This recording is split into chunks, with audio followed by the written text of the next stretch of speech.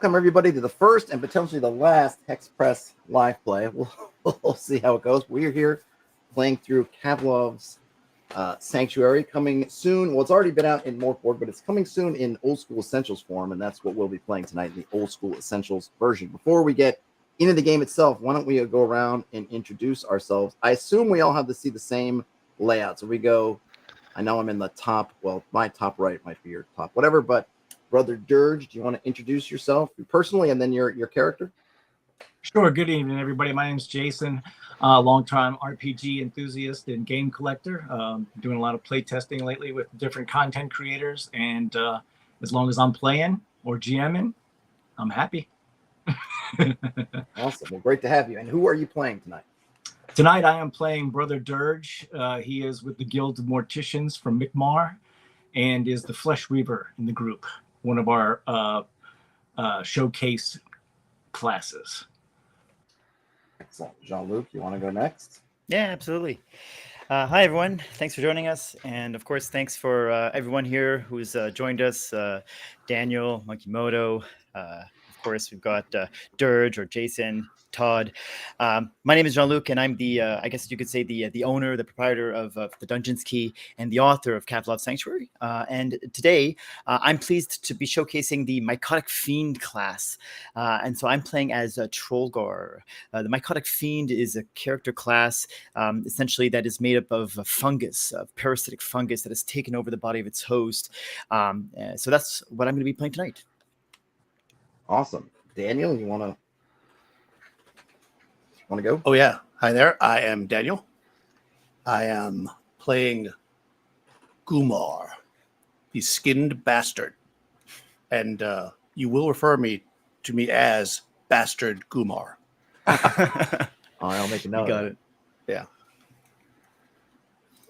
And then finally, Monkeymoto. Go ahead. Introduce yourself. Hi, yeah, I'm Thomas Monkeymoto on all the different social platforms and whatnot. I also play on a podcast called Flail to the Face, which is a podcast focusing primarily on third-party Morkborg content.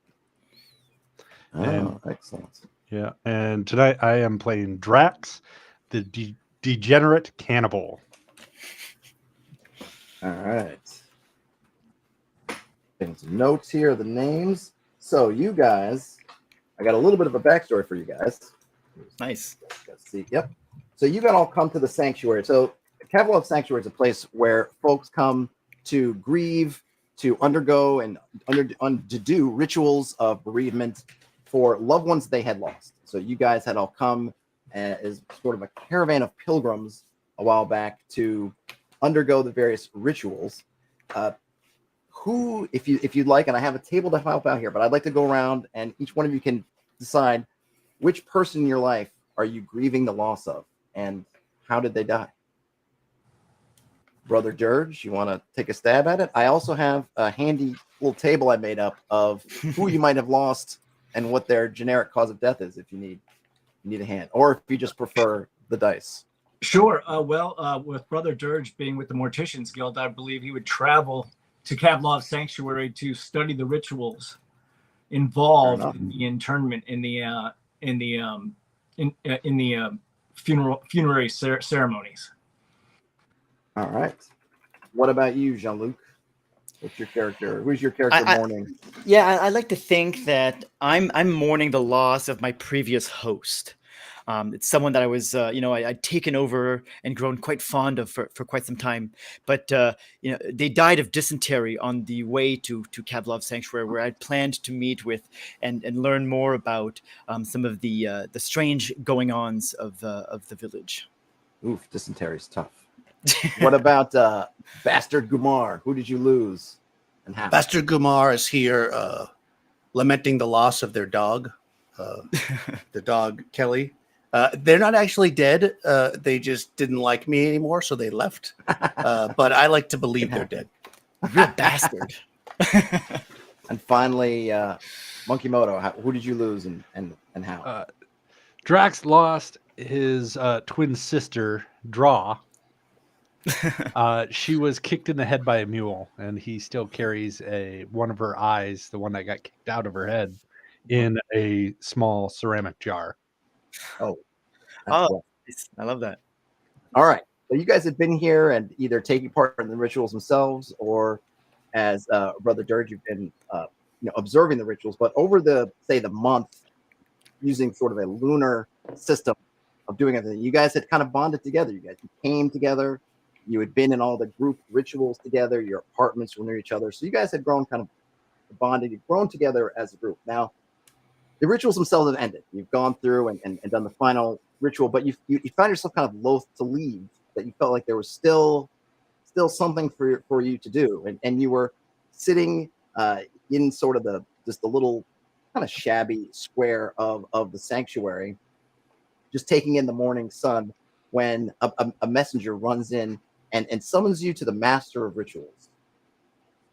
When you get to his offices, sort of in the basement of the sanctuary chapel, you can see he's got a haggard look on his face. His eyes look kind of swollen, like maybe been crying, maybe been a lack of sleep. And he tells you about this nightmarish vision that he had. And in this vision, he sees a huge, massive mouth that is just consuming souls. Somehow souls are coming into this mouth and it's just chomping on them. And he can tell you how you could hear in his mind's ear the sounds of these souls being consumed. And in front of the mouth were all these kind of silhouettes of humans or human-like beings dancing around a fire, and they're also seem to be eating pieces of body parts. So human remains, but you see the remains are wriggling as if they're still alive, even though they've been cut, and horrible noises and some kind of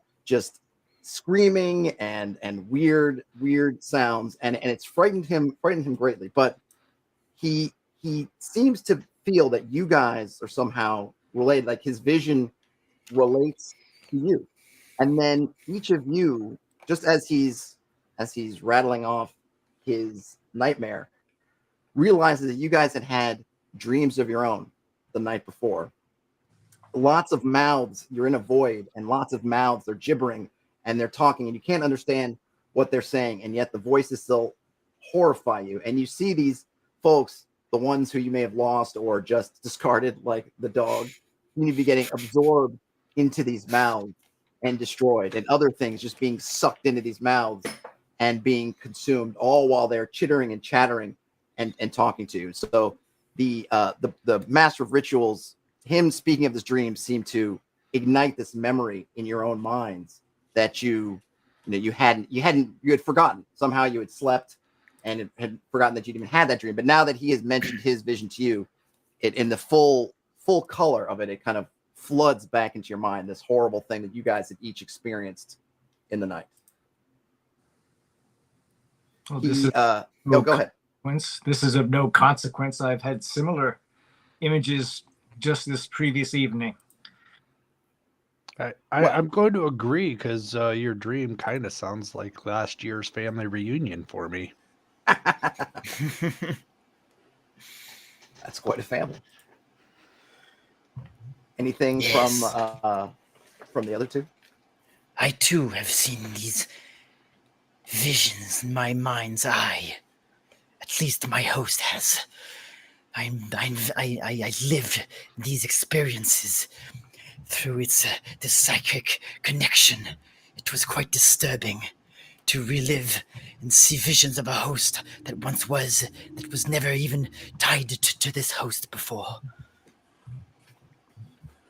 Well, the master of ceremony, I keep saying master of ceremony, because the master of ritual sort of nods at what you guys are saying, and you guys are quite the motley crew, and some of the stranger folk who have come by to take part in the rituals. And he understands this may seem run of the mill to you, but to him, there's very much an urgency and a danger, and he feels like the lives of not only just the folks in the sanctuary, but maybe even beyond, are in peril. He also mentions one other thing. You guys there was two other gentlemen who were members of your group, and they had left yesterday. They had finally gotten restless enough to depart. And somehow, even though he didn't see them in his dream, the master of rituals is sure that something happened to them on the road, and then their fates too are bound in with whatever this thing is that he's seen that seems to be coming as if to swallow up the sanctuary and chew it up in that some giant mouth. And he asks you, would you please allay my fears and do the thing which I think the gods are telling me that you can do, which is put an end to whatever this horror is that is, lurking about.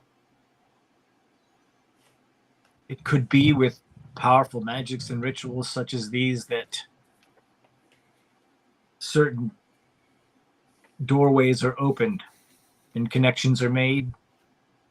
It is wise in these situations, I believe, not to take them lightly.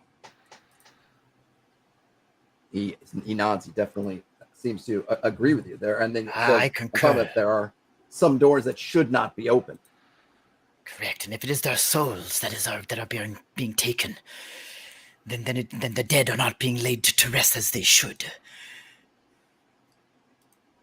True. What do the rest of you say? I think you hit me right at the perfect time.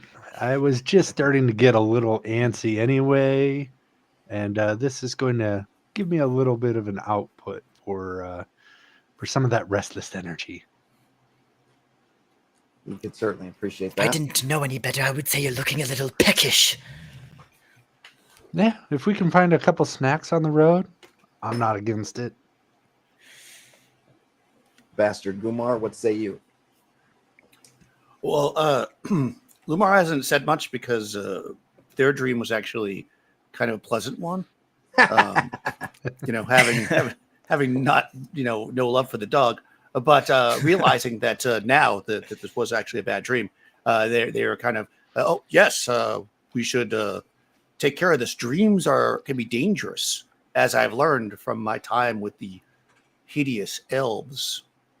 That's right. Yes, I think elves are attractive. You know but that elves are all right. hideous. That's true. You know that all too well. The power that can come with dreams, and some of it you've harnessed yourself, and some of it has been harnessed against you in your past, for sure. That's right. And then he says, you can see that there's somewhat of a weight lifted. Oh, thank you. He comes and just sort of, salutes each one of you. Please, if you need something from the stores before you go, I can tell you only in my visions. It seems to be coming from the dreaded hills, which now seem to be living up to their horrible name. I suppose we should have known that before we moved here. The travel agent lied. In any case, I think in that direction, you will find what you seek on our behalf. Have you got a dog? We do not have a dog.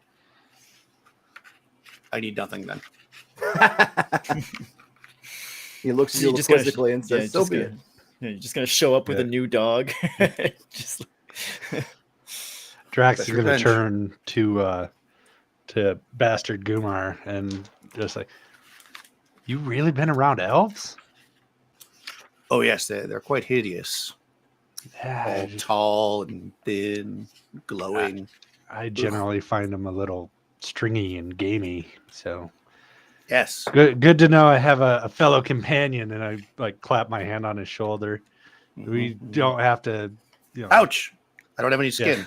Careful. At that point, there's like a That's right. little like kind of like worm-like creature kind of poke out from his skin, and he's like, "Oh, back," and he like tucks it back in. There's a little bit of stickiness, like it's like when you're moving your hand, it's got like you got to kind of wiggle it a little bit to get it free. Free that up, A little and gooey. then and like a quick sniff and a taste test, real quick. I mean, it tastes. Cinnamony. You see a little bit of cinnamony. Yeah, you can taste a little elf residue there. Like it's he was basted with elf back in the day, maybe. Okay. Still get a whiff of that. Anything else you guys want to do? So he escorts you back out into the central square, and from here, if there's anything else you want to do before making your way out? Now, Yes, I think with the interaction that I just witnessed, that Dirge just witnessed, he would his eyes would get big with the idea of possibility. Of course, as you know, I'm a representative of the Morticians Guild, from Mi'kmaq. So, of course, if souls are being devoured and bodies are disappearing, this is not good for the business of Kavlov Sanctuary or Mi'kmaq or, of course, the Guild of No, Morticians. this is Of course, practically an insult to the Morticians Guild. I also have my own interests. Of course, I represent Clovis and Dirge Mortuary and Funerary Services. And I would love to see if we are to take in this endeavor, if we could join in some sort of charter that we can put between ourselves where we discuss the terms of our arrangement here. Of course, there'd be an equal share of whatever we might come across. But, I have something right here already. Don't mind. Have your legal counsel to look at it if you like. Pay no attention. At the bottom, it says that, of course, all your funerary services will be taken care of, and you will be embalmed, and the rituals will be performed as is your like and your piety calls for. Of course, there is a small fee that will be waived as we are part of a troop together. Of course, pay no attention to the fine print where all belongings will be forfeit, of course, to Clovis and yada yada. There's nothing there to really worry about. But as he's like continuing to talk about the contract, like Drax is just going to walk over and still with the hand that has some of Gumar's residue on it, you just put a thumbprint where a signature should be. Looks good to me. Very well. That'll fine. I know very notary that will get right on that. In fact, you're fairly certain that some courts of law that would count as both a signatory of that person and also of Bastard Gumar, since it seems to contain the print and the DNA. And the DNA. So it's like you've got two birds with one stone there. That's amazing. And the other thing is, just as an aside, is when you're eyeballing Bastard Gumar, part of you really sees the challenge because you talk about embalming, and he could prove to be a really interesting sort of objet Like d'art of morticians school to kind of get that. Well, with the eyes enlarging, of course, that was the first. I mean, looking at a flayed man and being a flesh weaver, I might be able to even provide tailoring services. That's right. A match made in heaven. Yeah, I'd like to think that I would run my thumb along one of the inky cat mushrooms, just kind of growing off of my neck, and jam my thumbprint at the base of your contract. And I have no need for material goods, so no problems for me. Bastard Gumar, are you signing on to this charter? I signed no contracts. I have but one contract with the Fae. Oh, if you'd like to take it up with them, feel free. No, I will just. That'll be fine, and then take off his top hat and shove the contract in there and pop it back on. I'd rather not deal with the ilk of the Fae. I found that the dealings can be somewhat, bring counsel. That's all I say. Indeed. Yeah, they have a good legal team, the Fae. That's right. All right. It's all in the wording. Any other business, or are you guys all ready to hit the road, so to speak? I feel Drax is ready for the road for sure. Likewise. All right. So you guys leave the sanctuary, and it's very easy to see the hills to the south.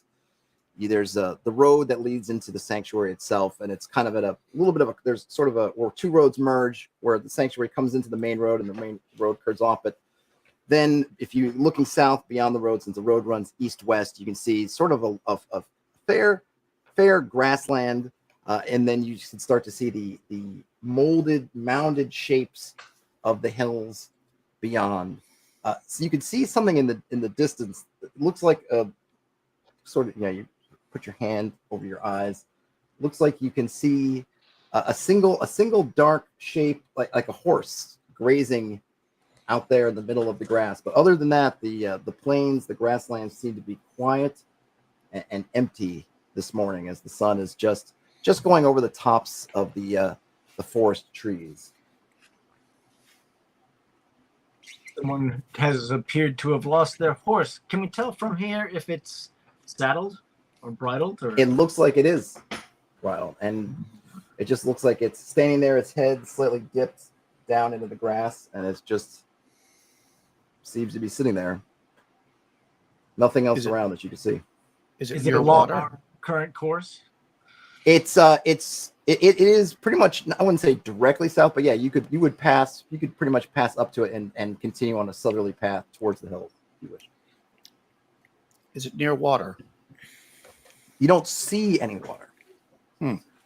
But the grass is maybe to your knees in height, so there could be a pond or something you wouldn't have noticed. Be wary. Could be a water horse.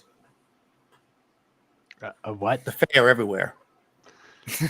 a nixie or a Brook horse? that's right, because A kelpie. yeah, water horse, kelpie. Yes. I've not heard of such things. I'll follow you. I'm more concerned with where its owner is. Probably Yeah, dead in you the don't lake. see. Do we recognize the horse? You As, know, as there's one of no our... big lake around here. You don't recognize the horse. Interesting. It's it seems to be a model, but the pattern. But it's at this distance, you don't have a great look at it. It seems like it's kind of maybe like a gray and black sort of coat. Whatever it is, it doesn't appear to belong here. Perhaps we should investigate. And I'll start I agree. making my way through the dense grass. Drax will if anything, could be a fair Yeah. meal too. Absolutely. So Pull you out my guys hats all, and start walking. oh, do you want to give me a Let's marching fan order? out. Okay, you guys are fanning out in the line, or you Well, want? So, okay, I'm so you're gonna- gonna go out. Yeah, go I'm ahead. going to suggest we fan out, yes, in a semicircle. But that's up to everybody if they don't want to fan out. Yeah, Semicircle. let's do that. Yeah, I agree. Yeah, that works. I will take the left flank All because right, I'm right-handed. makes sense. All right, can each one of you roll a d6 and tell me what you get? 3. All right. 3. 1. 2. All right. So, Daniel, can you give me a save versus paralysis? I can. If you don't have the number, I have can plenty take of it. those laying around. I rolled a 7. I'm going to assume that's not a success. That is not a Let us success. look. So, Yes. so you guys are all in a semicircle, and a couple of things happen. Jean-Luc, you see that there's a hole in the something just kind of, you're going the grass, all of a sudden you're looking and you see this hole's open, and as you're sort of stopping short and examining the hole, you hear like a woof next to you as it seems like some kind of covering gives way as Bastard Gumar steps on it, and he plunges down about 7 feet or so. Roll a d6 from the damage, because the pit is spiked. Oof. Oh Spiked my pit. 6 points of damage. Oh my I am god. dead. Oh, I'm at -1, right? That's dead in OSE. That is dead in OSE. Damn you, fail! That's right. So yeah, so he Oh, goes gosh. down in and sees several spikes sticking out of his form as it lays and twitches a little bit. Daniel, do you want to pick another guy from? Yeah, the, we've got from some the roster? pre-gens. Can I play the horse? Yeah. I'll I'm get a just wondering guy. here if there's something I could do. Yeah, I don't know if anybody has any return from the dead. If Yeah, you got no, something you can give him immediately. I would say just for Well, I'm continuity's just looking sake. here at like parasitic contagion isn't really intended to be used this way, but I'm wondering what your thoughts are here, Todd. So I've got If an you want to ability where I donate can some of your HP, transfer some of my transfer. HP to them, right? Yeah. So I'd still have to roll. I think And here. go for it. Yeah. Let's see here. So it just says, well, I have to spend 1 hour sort of interfacing with this unconscious body. So I'm not sure. I think that you tell Well, me. you could You spend think the hour. There's other things, obviously it's not going to take an hour of real time. So Yeah, go ahead. I think that's a great idea, and then Daniel can play that person. Now, normally, just for folks, usually when he does this with a body, it loses all its abilities. But in this case, I would Sure. allow. Hold on, am I going to abilities get double between- abilities like the way Robin got everybody's ability in that Super Friends episode? No. Oh, bummer. Well, let's see if you can do it. And then while you're doing your ceremony, I can Sure. other folks can see what else is going on. So while you're figuring that out, so one thing is, since all this is happening, you the rest of you become aware that the horse is getting closer. You're distracted momentarily by the one, Jean-Luc's character jumping back slightly, and then, of course, unfortunately, bastard Gumar falling to his apparent death. But that obviously makes you aware the surroundings immediately around you, particularly at your feet, which, again, there's sort of knee-high grasses. And you can see that fairly cleverly there were pits were dug into the grass. And now that you're looking a little bit, you know what to look for. You can see where it looks like there's just a scattering that are just gaping open that seem to have been perhaps triggered already. And sort of beyond that, you see the horse, and then you're looking kind of, got your more aware alertness now, looking at the horse. There seems to be something strange about it because, one, it didn't noise, things happen, you guys approaching, it hasn't moved at all. And in fact, as you're looking at it, you're not seeing its body heave with breath, and it seems to be stuck still. Just quickly here, I'll interrupt you. Daniel, would you kindly roll the save versus death? If you are unsuccessful, I will be able to transfer some of my mycotic essence to your body.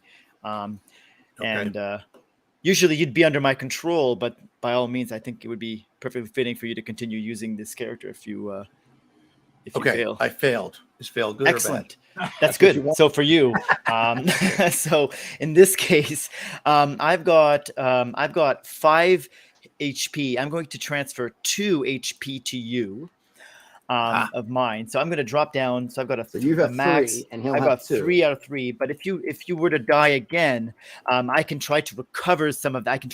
I can save versus paralysis and recover the HP back to myself. Now, normally I wouldn't do this with a player character. I'd do this with another unconscious NPC. But I think from a flavor perspective, Desperate times call for desperate measures. Absolutely. We're only 20 minutes in. That's right. As Mr. Hobbs said in the chat, classic old school fell into a spike pit. Yeah, exactly. And died. It's after the initial trap is set, he falls into the tiger pit there. Do we see any does it look like there's anybody coming out of the ground around us or anything like that? No, you don't see, but now you are sort of aware of, you can see where there's not only the pits that open, but you see there seem to be some other ones that, since you've kind of seen the one pit trigger, you can see there's just a little bit of indentations where the levels of the grass slightly different, seem to indicate where there's at least a couple more untriggered of these pits. Sure. So now you'll be able to maneuver. There's space to maneuver between them. So now absolutely. you feel like you can navigate. What I'd like to do is, if everybody doesn't mind, is in our effort to get out of Kavlov Sanctuary quickly, failed to neglect that I have a companion. That's right. That's true. Yes. Yes. Now, you want to describe this companion? Yes, his name is Kraz. Can be impetulant at some times. He's not quite right in the head. He's a hunched back and he's terribly disfigured. So please just let him keep the cloak on, the heavy woolen cloak, and try not to interact with them as much as you can. It won't be rewarding, I promise it. But he starts to whine, but I'm so hot. It's hot. It's scorching. If you would, and I'll take my bone needle out, and I'll kind of whip him on the back quickly and say, if you would please uncover and see if there are some of these other pits here, Kraz, or at least mark them and make sure that there's nobody waiting to fall prey upon your master. All right. So he's got a little stick that he picks up and he starts just hitting things. You see them kind of poof open and poof open, poof, and you see him kind of going around, and then he kind of runs back. He's like, there's one that's got something in it. Good. And he races back and kind of cowers behind you. Good work. And I'll pat him on the head. I think that's his head. It might be his head. I'll go and slowly kind of peek into the pit. Yeah, so you see there's several of these pits, and they're very crude. Okay, there's a certain ingenuity to it, right, in terms of the camouflage and everything. But the actual construction is very crude, just sharpened sticks that have been plunged down into the dirt about 7 feet in, and then you see you're kind of coming in someone doing a semicircle around the horse, and you're sort of coming around the back side of it, where you see there's a body that's kind of half in, half out of one of the pits. It's mostly nude, but it's got all kinds of bones. Looks like you can see things where sort of bones have been embedded in its skin, and its eyes are like open, and its mouth, it's totally dead, but yet the body's kind of wriggling. It's kind of doing this as it's sort of half in and half out of one of the pits. Now, does it fit the description of one of the people that we were? No, you are well. You know well the two gentlemen. One was name is Roller, and the other was Ulfar. You're very familiar with them, and this is not that in terms of just overall look, and also just the hair is all matted and kind of wild, and from its mouth it's open. It looks like its teeth have been sort of filed into sharp fangs, and then obviously the kind of bone spur thing sticking out of its skin. I say there, man, are you well? And it's just. At this point, Drax is going to come up alongside him too.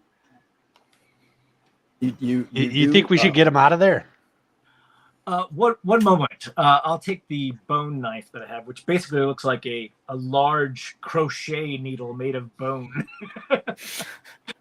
with a slightly one-edged side, and I'll make sure to just insert that right into his orbital socket, and until I hear a good crunch, and then stop. Oh yeah, you totally hit. But as you're doing it, and you're hearing that crunch, and it just goes in, and his eyes not moving, whatever. From its stomach bursts a giant centipede.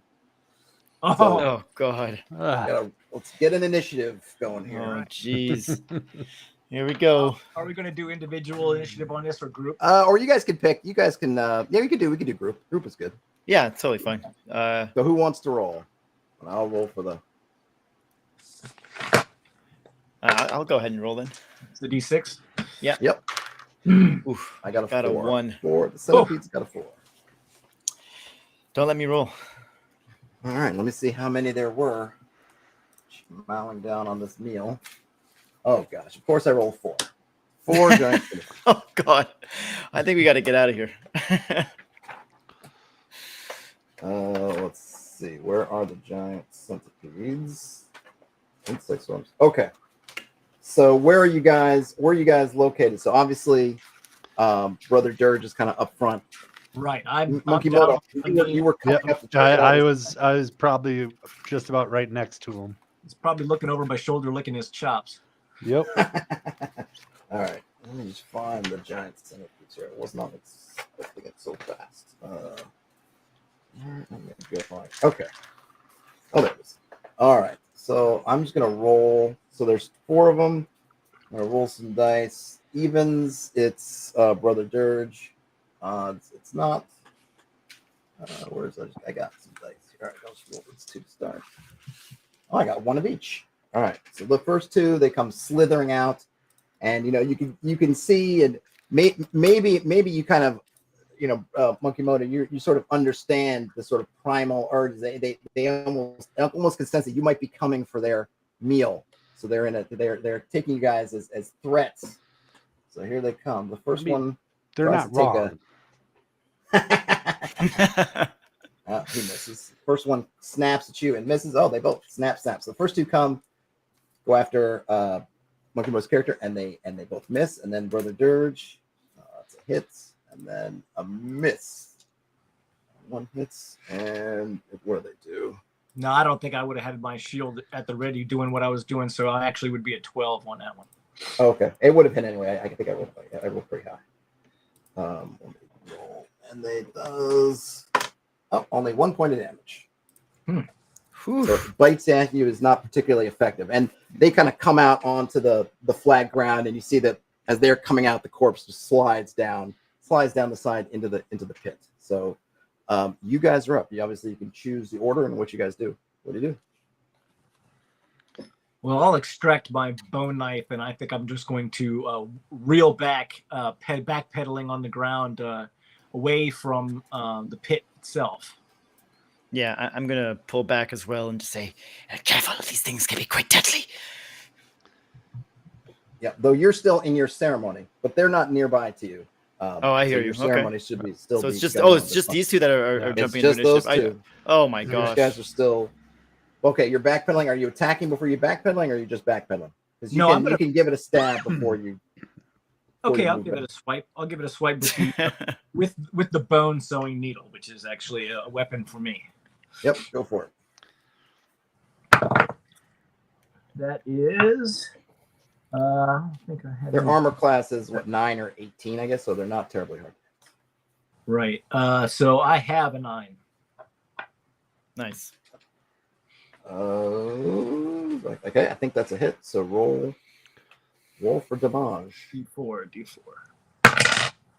Just 1. Just a 1. All right, let me roll to see how many that has. Maybe it's. So let's see. Nope. Okay. So you hit it, but obviously not enough to deflect its attentions. Enough for a glancing blow. Well, back. Yeah. All blows are good. All right, Drax. I think it's Drax. Yep. Yes. Yeah, I'm going to start backing up as well, but as I do, I'm going to chop down with my hand axe at one of them. Go for it. That is an 8. I think that's going to miss. Yeah. All right, so now they're up again, and they've splitting up into 2 groups of 2, each one following one of you. Let me get that. All right, first 2. Oh man, miss. And a miss. And then the second 2. And I'm going terrible. Miss. 2 misses. So there, you guys are just backing up, but they're snapping and wriggling, but they can't seem to find their mark. So you've wounded slightly one of them, and then the other 3 are at full health, but they are yours. Right. Yeah, Drax will continue the one that's snapping, or one of the ones snapping at him. Try to just line up a shot for the head to try and see if he can get it. And that is an 18. Oh, that's definitely a hit. For 4 damage. And Nice. I'll tell you, it's dead. You want to do the old? You can describe. Yeah, so it's basically Drax where it was rearing back and getting ready to strike at me is right when Drax just slams the head of the axe down and just severs the head off of the centipede's body. Nice. All right, Brother Dirge. You see Drax has eliminated one of them in with a flourish. He's still in a defensive mindset, so he's going to continue to backpedal and try to make his way around the horse while drawing a shield and placing it between him and the other centipede. So I'll let you take a +2 to your AC if you just want to go full kind of defensive and not attack at all, or do you want to give him a cut? No, we'll use defense this time around. Okay. All right. Let's see. So now there's only one. Where can I keep putting my D20? Keeps running away from it. Oh, here we go. All right. Oh my gosh. More single digits. All right. That one, the one attacking Drax misses horribly. Perhaps it's upset about its friend. And then, you guys are wholly firm. So yeah, they're lunging. They're lunging at you, Brother Dirge. But yeah, your shield blocking them, just keeping them off of you. And then for you, Drax, the one climbs over the body of its fallen brethren. It seems almost to be a little bit distracted because it's kind of thinking a little. You can just kind of tell in its mind. You guys have that connection that it's thinking kind of partly, should I just cut my losses and eat my brother? But then it goes, you're still probably going to take it. So then it snapped at you, but its heart wasn't in it. So fails to make contact. All right. Yeah, I apparently didn't have my heart in that swing either. So so it kind of like lazily, and I just was expecting a more aggressive like snap. So I just placed my axe down in the ground right in front of it. All right, Brother Dirge. Kraz, don't just stand there like a moron. Your master is in trouble. All right, roll to see if he obeys your command. I presume you're Just 2 asking him to instances. attack. Yes, that's a 2. All right. So he will go. You can see he's not doing it. He's doing it with no enthusiasm at all. But he did roll an 18. So let's see how much damage he does. Wow. I'm rolling well for him. Yeah, so he goes after the one that's already wounded, obviously thinking to take the least amount of risk on himself. But he knocks it silly, and it just turns on its back, and its legs kind of wriggle a little bit, and then it's still. So we're down to 1-on-1 and 1-on-2. So against Drax, nope, still it's like Crocodile Dundee looking at that cow in the road, where you're just like, each one sort of like a snake charmer, just moving along, but neither one of you can get the edge. And then I suppose it's going to go after the child, which you step in front there, and no, natural 7 is not going to do it. So the centipedes are falling short. Drax. Yes. Okay. So he's taking another swing down, kind of like just backhanding with the axe this time. That is a 15. Oh, that's going to hit. Okay. For 6 damage. Oh, Nice. yeah. Tell me how you eliminate this one. This one actually is right as I'm swinging at it and the axe starts to make contact. There's a small tapeworm that rips out of my wrist and has like just a vicious mouth and goes and basically digs into the centipede as my axe is carving through it and takes a chunk out. So it Nice. basically finishes off the centipede as it passes through the body. And then that little tapeworm quickly retracts back under my skin. Oh, very cool. All right, Brother Dirge, you and your minion are there. You've got your shield up, and your little guy is hacking away with like a little club. What's the plan? I think I'll go ahead and let Kraz continue with his attack first, because I think I might need to empty what contents of my bowel, my stomach that I might have after seeing a tapeworm. You can see Kraz gives you sort of this mournful look out of the corner of his eye, but he does attack. Well, he got a natural 19, so Boy, here it comes. let's see. Yep, 4. Got 4. He needed 4. Do you want to describe how Kraz takes down the centipede?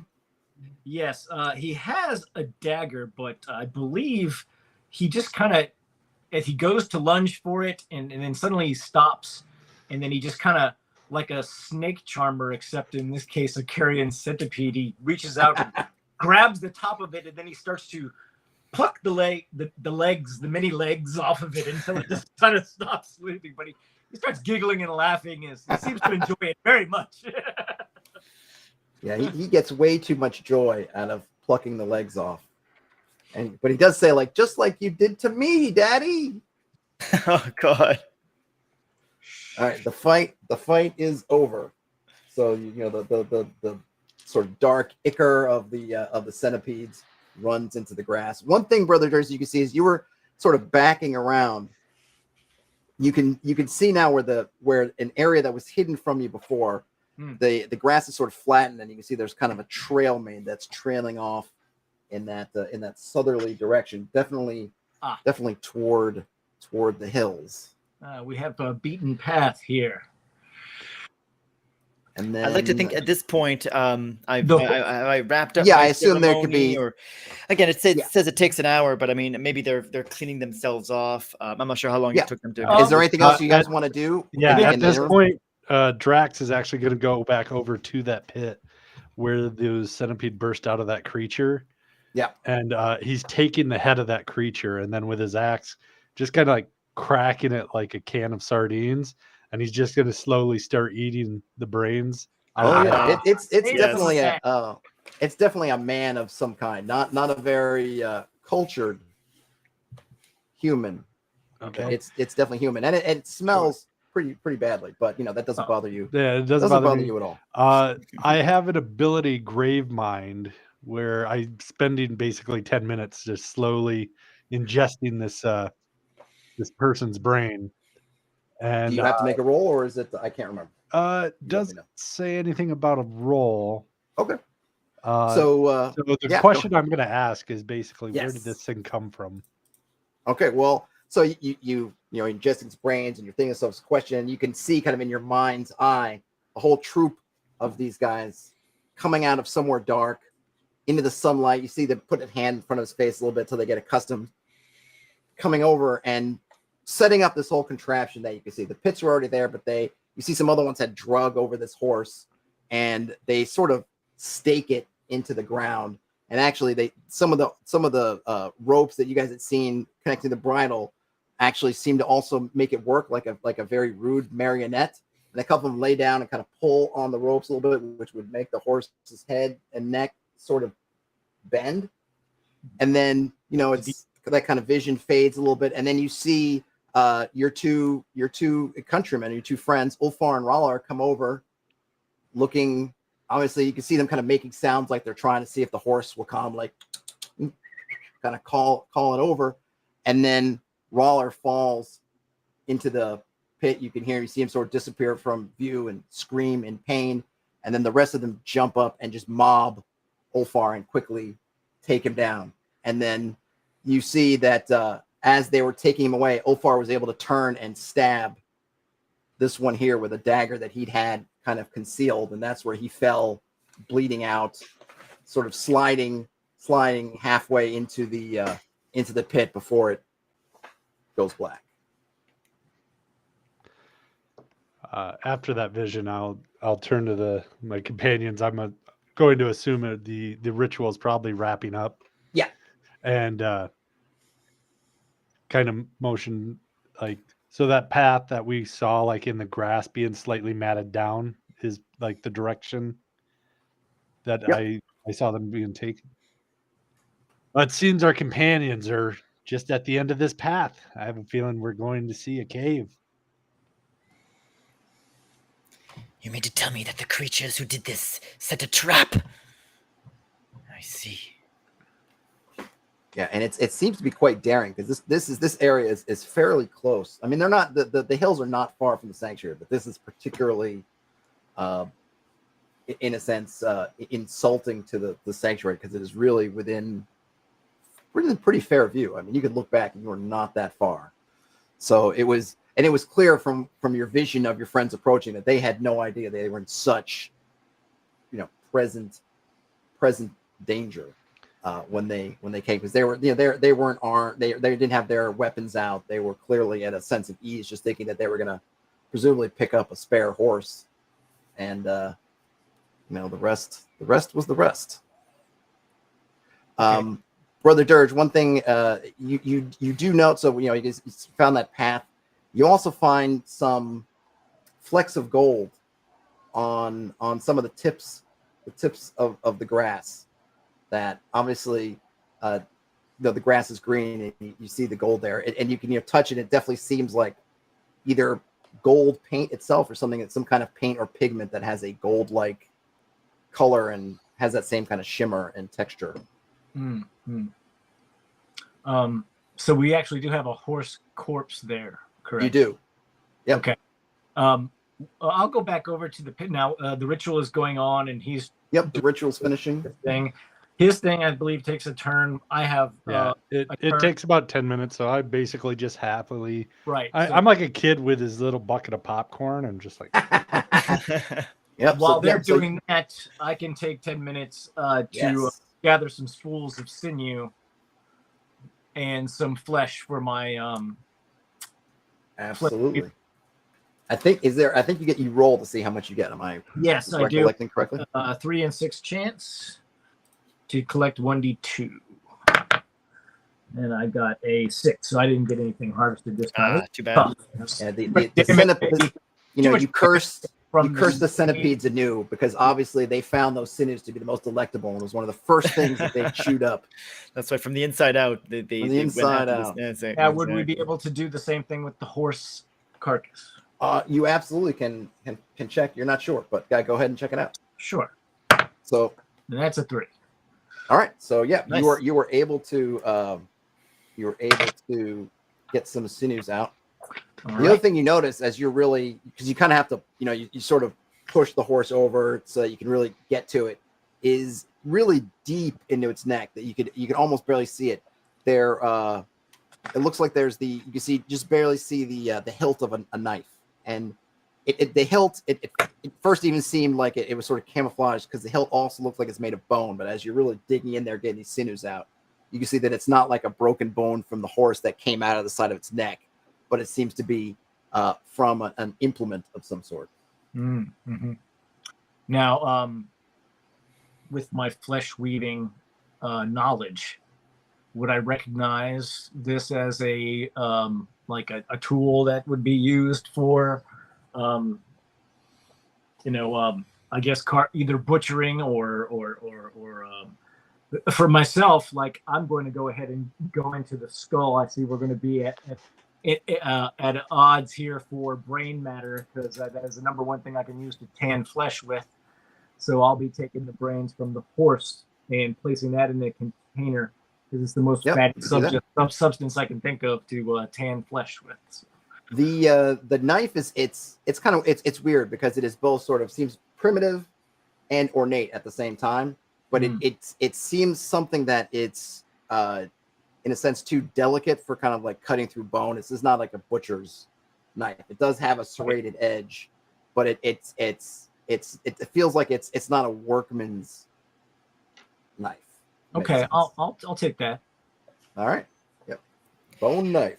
I'll come over with Bastard Gumar and I'll Say you've dispatched of those centipedes rather quickly. Have any of you been hurt?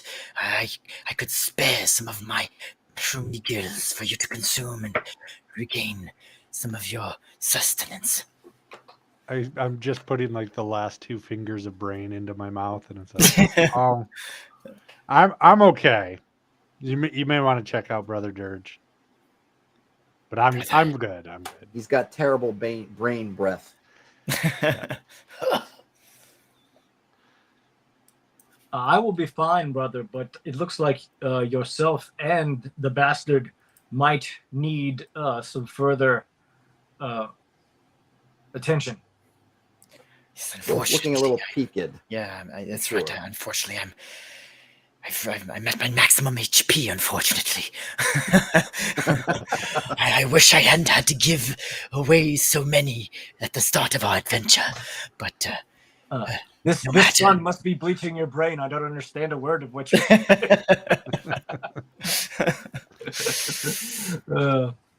You also can at this point the wind seems to shift and it seems to be coming maybe from the direction the hill's kind of down the hill onto the thing, and there is a horrific odor. Even you're not getting a whole lot of it. A little bit hits your nostrils and your eyes start to sting a little bit. But there's something nasty, smelling wise, very sort of funky, putrid smell comes down over the woods, and it's not from the horse or anything that's in your immediate area. I'm gonna look immediately at Drax. Does he start to Yeah, exactly. Start sniffing the air. Yeah. Does he start rubbing his tummy? To Drax actually it doesn't smell all bad, though it's almost like to you it smells like, and I'm just gonna have to use a modern anachronism here, almost when you smell, if you think about like a really cheap, say icy or something else where there's a mixture of natural flavors with something chemically, you pick up on sort of a chemically scent mixed in with definitely the natural part is all this kind of decay, putrid kind of funk, but there is some kind of chemical bit to it, but you can pick up in your Additives nostrils. and preservatives. Yeah. But Out of character, somebody's in case, cooking with a little too much MSG. That's right. So out of character, in case I hadn't made it clear, the mushrooms I have can actually restore HP. So that's what I was trying to get across. So if you Okay. guys did Unless take he any gives you a damage, poisoned one. Which That's I don't know why he right, would, yeah. but no, that's yeah, of course, yeah. So if you guys did take any amounts of damage, I'd be happy to kind of help restore some. how many did you roll for? How many deals? I you did, have? yeah. So I actually, let me double check here. I've got 3, and I did roll to determine whether or not I would get any, any poisoned mushrooms that I could Okay. use. I won't reveal to the group whether I have any or not. But suffice it to say, I at least have some that aren't poisoned. So if anybody wanted to consume some of those now, All right. they would be more than welcome. I think out of character, with only one hit point down, I'd wait till things get a little bit more dire, maybe. And Okay. Anything else you guys want to do in this this site? I'll just turn SIT? to, bastard Gumar, and he's got shrooms now sort of sprouting from his shoulders and from his back. And I'll just say, how do you feel, brother? I feel like my destiny was robbed from me. I thought I was broken from the curse of the elves into the afterlife. I moved, the pain stricken from my body. I felt glorious. And then I was ripped back to this plane now with mushrooms growing out of me, and I break some off. I feel great. I just see clouds of spores. You hear Kraz say, "I hear you, brother. Me too. We all have a purpose. Life of is course. pain." I'll take one more look at the corpse in the pit. Yep. Do I see? Yeah. So it's kind of crumpled now, but it's missing, I guess, its head or most of it. And it had these bones, kind of accoutrement. And It stuff. had, yeah, where it's sort of like where they put the bones under the skin, sort of, and so you have like Big. bone bits sticking out, and it's all over his body. He has these fairly Does he appear to have any muscular. this gold paint on him at all? Does not have any gold paint on him. Okay. No. Other than he's got no pigments or anything on his form. I mean, there might have been some in his hair, but there's so little of it left, and it definitely wasn't gold. It would have been dark. Okay. Dark color. So. And we have Just not that been awful long stench. out of the sanctuary at all, right? We have only been traveling for a few hours. Yeah, not even that much. I mean, this is like you've maybe been outside. I mean, counting the ritual, maybe an hour and a half. I mean, it's really. So I mean, it's real. I mean, part of you just marvels at the audacity of these creatures to kind of like a little bit of like. I could a take little a bit look wow. back and see like smoke fire still from. Yeah. There's a bunch of You were people definitely on the ridge, like eating apples. absolutely. Creatures like this being this close Yeah. to the sanctuary is a problem in and itself. It is, and it seems clear that nobody knew that they were this close, right? Because, like I said, especially from your vision, you could tell that your friends had no earthly idea that they were going to be attacked right here. I mean, everyone knows this area is dangerous, but I mean, you have pretty good eye lines, right? The keep is, the sanctuary is right behind you, so you think if anywhere safe outside, it's kind of here, and yet they were ambushed. All right. Well, I guess we should continue southward along this beaten path now. All right. So yeah, it's only maybe a couple of miles as you just roughly from where this I'm just going to call it an ambush site was, and you can see there's as the hills just start to mound off, there is a cave entrance, a hole into the side of the hill. Now the hole is interesting because the outside of it has been carved into this kind of grotesque mouth, very large scale. The work is a very sort of naive or primitive. This is not like a Da Vinci or something, Matisse or whatever, not Matisse, whatever sculptor. This is very rough, but it definitely gets the point across. And there is this kind of orangish, yellowish, just kind of smoke, just kind of billowing out of the top of this thing. And as you're getting closer to it, that smell is just intensifying. Whereas you're now sort of in visual range of it, you're kind of constantly, rubbing your eyes and your noses. You feel your noses are running, and and for you, Drax, those smells and the kind of chemically part of the smell, but also the putrefying part of the smell, just getting more and more intense. Cave halitosis. It's rookie chefs. They always ruin the best cuts. I'll make sure to pull the contract back out of my top hat and head back over to Bastard and say, I've seen you've gone through some recent changes in your life planning. Maybe you would like to change your mind on this document here. We do have a clause that covers mycelial. That's right. Will prevent you from what they would call mycelial regeneration or reincarnation. And we make sure that nobody tries to turn you into a stroganoff.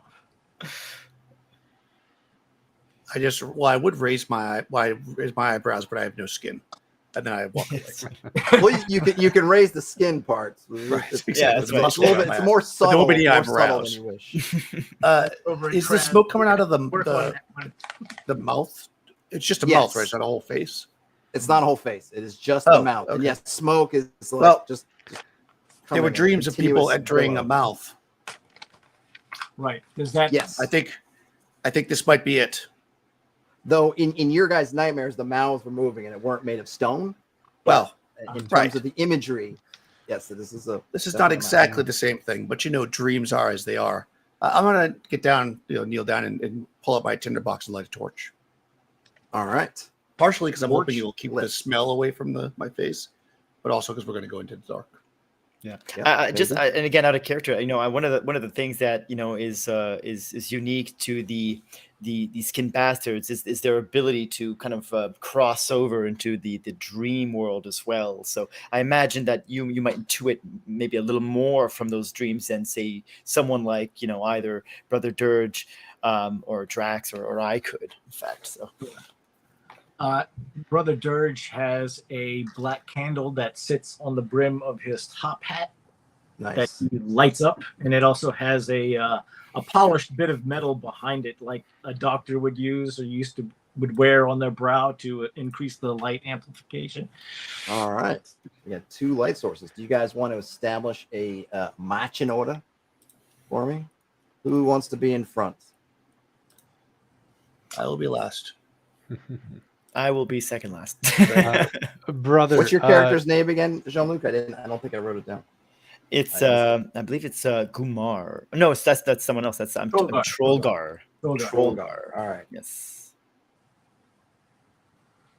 I'll Master Gumar's in the rear. I'll take the front since I have the light source. Yeah. I don't mind going second. I was gonna say Drax was gonna follow close behind Brother Dirge, and okay. Well, then you go ahead, and I'll go third. Then in that we're battle hardened now. We got a bond. Yes, you've been blooded, so you're in it. All right. And Kraz has been prior instructed to definitely run ahead and manipulate as much stuff as possible to clear the path for us. He just shakes his head, sighs. Give me another roll to see if he resists Sure. sending him into the dark. That's a 5. Did he resist? I don't remember in this case, yes, he would resist. I think it's a 2 out of 6, right? All right. Do what I ask him. So he's mostly petulant. In your face, old man. And then he kind of gets behind you. Oh, that's great. Yeah. Drax, as he's walking behind Brother Dirge, still handed on his axe, but he starts massaging his wrist until the little bit of a tapeworm kind of pokes its head out, and he just kind of whispers to it, "Just, it's okay, we'll be fine. We've seen worse." And then just kind of gently petting it as he's walking along. Sure. Is that a friend of yours? This is Nibbler. Oh, okay. I was going to recommend that I have a great selection of embalming fluids and waxes that we could inject to make sure. I'm going to stop you right there. He's family. Understood. Oh, you know what, Brother Dirge, you mentioned, you think of it, you're saying embalming fluids, and then some of the smell, it's not embalming fluid, but there's like maybe a cousinship or some kind of, definitely the kind of, formaldehyde you start to or get that, something. you There's get that some of that chemically stuff kind of comes A through familiarity. a little bit, right? Okay, so you guys you're moving it, and the smoke, or I assume you're moving. I don't want to force you. You guys, anything you want to do before you hit into the mouth?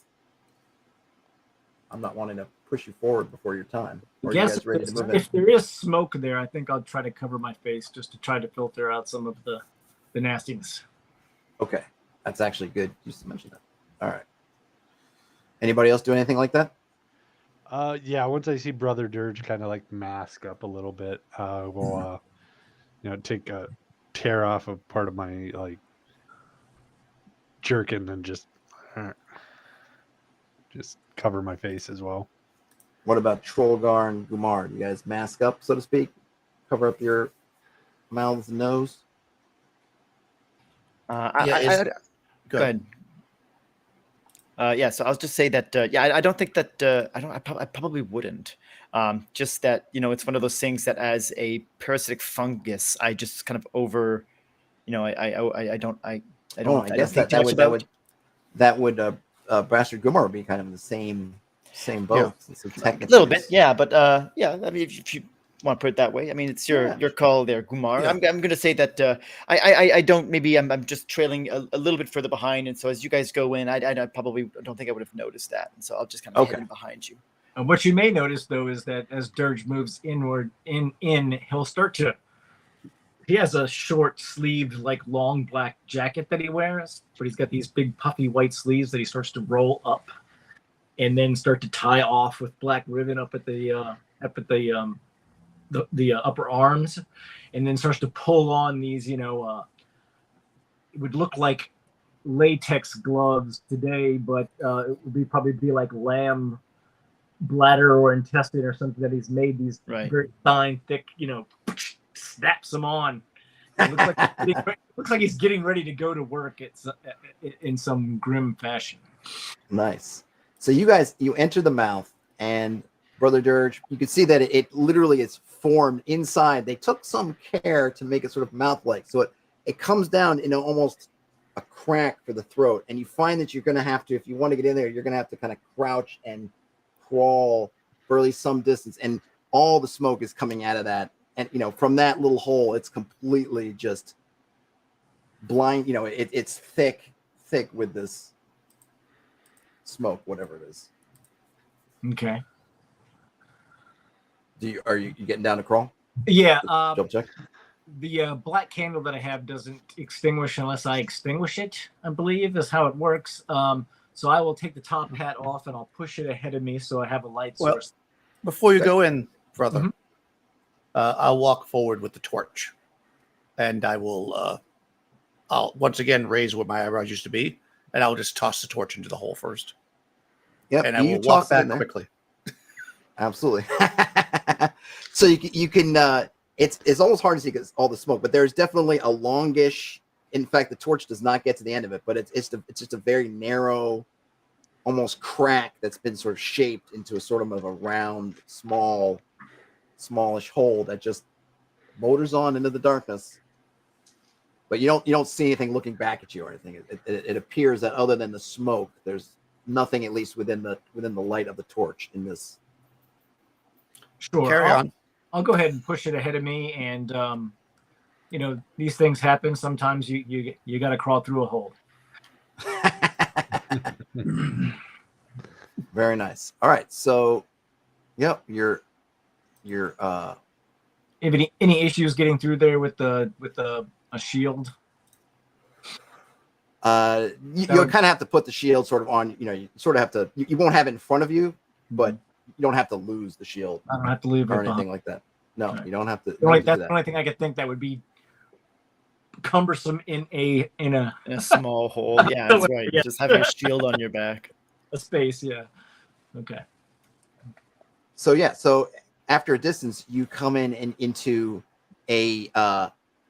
It looks like it splits, and on the one, it seems to open into some other larger chamber. but then there's a split. There's a cut that is also a narrow, this kind of same narrow, cramped passage he's over. But it seems like the smoke is coming from the larger opening. You know, it's not coming from the small crack, but obviously it's just sort of, you see there's a lot of just smoke and just kind of drifting in, and it feels like there's the draft from the outside just pulling it. So by the time it's coming sort of into the tunnel, it's just filling with this smog of sorts. Mm-hmm. So is the option two different directions? One with the options are basically from your side. You could turn to your left, or you can come straight out into this larger space. I'll actually will take the other route, the smaller route. Okay. As you turn, you kind of get out of that flow of the smog, and things clear up. There's still that smell in the air, but it's not nearly as strong. And it goes maybe another 40-ish feet, and it looks like there is some kind of, it comes up against a surface, but you feel pretty certain that either they will easily, it feels like a surface that would give, like it feels like kind of something that it's not like the end of the chamber, but it comes up against kind of a flat, like someone to put some kind of backing or something up against an obstruction, or maybe something to hide it that you're coming up against the back of. Sure. So I'll obviously everyone else is just behind. And the marching order is with Drax behind me. Oh, let's see them. Yes. So we'll be down and we'll place a boot on each of Drax's shoulders, and we'll use him as leverage to push the opening, push it open, whatever. Yeah, the moment he like puts his feet up on my shoulders, it's like, what? Oh, that'll help. So you clatter down, and in this room, it's filled with bones. Like the backing kind of hits it, and then you kind of tumble out after it, and you know that sound that, or at least I don't know, Hollywood sound of bones just clattering. Yeah. There's a lot of that clattering. Otherwise, it seems to be, the sound kind of echoes out for a minute, but doesn't seem to be anything else in the room. You can see that out of this room, there are two passages that angle off at the far ends, and then along the wall there is a bunch of these just shelves almost, but they're just piled with bones. So you have bones all over the floor, and then you have these kind of cubbies almost rudely put together, and there's all kinds of bones stacked up somewhat haphazardly. But I would say that maybe Drax, you feel like there's even though maybe a normal person, actually both of you, because you're mortuary, that there seems like there's a method to the madness. In other words, not necessarily in terms of what it's doing, but there's definitely kind of a ritualistic aspect to how the bones are placed, even though it seems like at the same time it seems like a mess. Not sure the reason, but there's a rhyme. Right. Okay. And then the rest of you obviously can follow in and. So we have these two other passages now. This, to me, if I would jump in there, the first thing I would think is this is like a refuse pit. If I look upwards, is there a spot where can I see a ceiling or an opening or anything like that where somebody would throw? You can see it. No ceiling. All right, sorry, no ceiling. The ceiling's there's no holes in the ceiling or anything like that. And the bones, you don't see any of the bones that they all look like they're picked really clean. In fact, Drax, you're impressed with the cleanliness of the bones. So you can see, you're maybe with your eye can see most of all the kind of telltale markings of both instruments, but also just teeth on some of these bones that you find lying around. And the piles, these kind of shelves go all the way to the ceiling. Like they have filled up this place as much as is, but you don't see anything else. You don't see any trash. It doesn't smell. It doesn't have any kind of smell like stuff that's left here to rot. It would seem like. Yeah, go ahead. How about one of these? Do I feel a breeze or anything coming from any direction? Only a little bit coming from behind you. Okay. All right. Which ways do we want to go, guys? And the passageways at the kind of far side, one of them's going to go to your left. If you're kind of facing ones, they kind of split a corner. So one of them's sort of going left, and the other one's going kind of straight ahead if you're looking that way. I'll come clambering out of that little tunnel and just kind of wipe myself off, and then you can kind of hear the smattering of bones and just say, "What do you see? What is this place? I'm not sure of the place, but we have a choice ahead of us. And I knew of an order once that their cartographers preferred to use left as law. So I say we go left. But All the right. right was right. So Mm. left. Anything else before you guys leave the room behind? No, I think yeah, I'm totally fine to go left. Let's just Okay. Let me see. Are you saying you've got a bone to pick with me? That's right. Well, two rights don't make a wrong, but let me roll on three this. rights does make a left. That's Let's go right. left. Oh, hold on here. So you do hear some sounds coming from the left, and then you see, or you kind of see just a little bit out of the corner of your eye, some torchlight from that other passage, but it seems to be kind of angled away from you. Like you see like a brief glow come and then move down. Should have rolled that before, but remember. Okay. If that changed your mind or not. While we're doing that, I'm going to promptly use my shroom watch ability. I'm going to, and I already rolled for the number of shrooms that I have that I can place. Now these are kind of like tripwires almost. They can go off if anybody comes too close to them, so they'll kind of let us know if anybody is coming up behind us. So I'm gonna just go and just pluck one of these off of my side and place it in the tunnel from whence we came, just on the off chance that something were to That something else creep up sneaks down us. that behind That's you? right. Okay. Yes. Very good. So he's doing. Does that take any time, or is it pretty much instantaneous? If I remember correctly, it's instantaneous. Yeah. Okay. Yep. So you place them. So from that left direction, as you guys are going out, you can hear it. It seems like some kind of call and answer, sort of chanting, but it's to most of you. So I'm just going to make. I was thinking about this today as I was running through this. It doesn't say, but there's a. Sorry, I'm forgetting the character name here. Drax. When you're hearing this call and answer, now to everyone else it sounds just kind of like gibberish, but somehow Drax, you kind of understand it that as a consumer of flesh, these are also consumers of flesh, and somehow there's some shared tongue between you. But Not the kind that you is, eat, yeah, but Right. right, not the kind that you eat. So maybe both the kind you eat and speak potentially. There is a voice that seems just vaguely female that seems to be doing the calling, and it's speaking all about the great feast and the mouth, the holy mouth, and then there's something that would seem to indicate that they're going to feed. They're getting ready to feed to the holy mouth, and then a number, kind of a chorus of voices that seem to be, answering in sort of reaffirming and excited at the prospects and that sort of thing.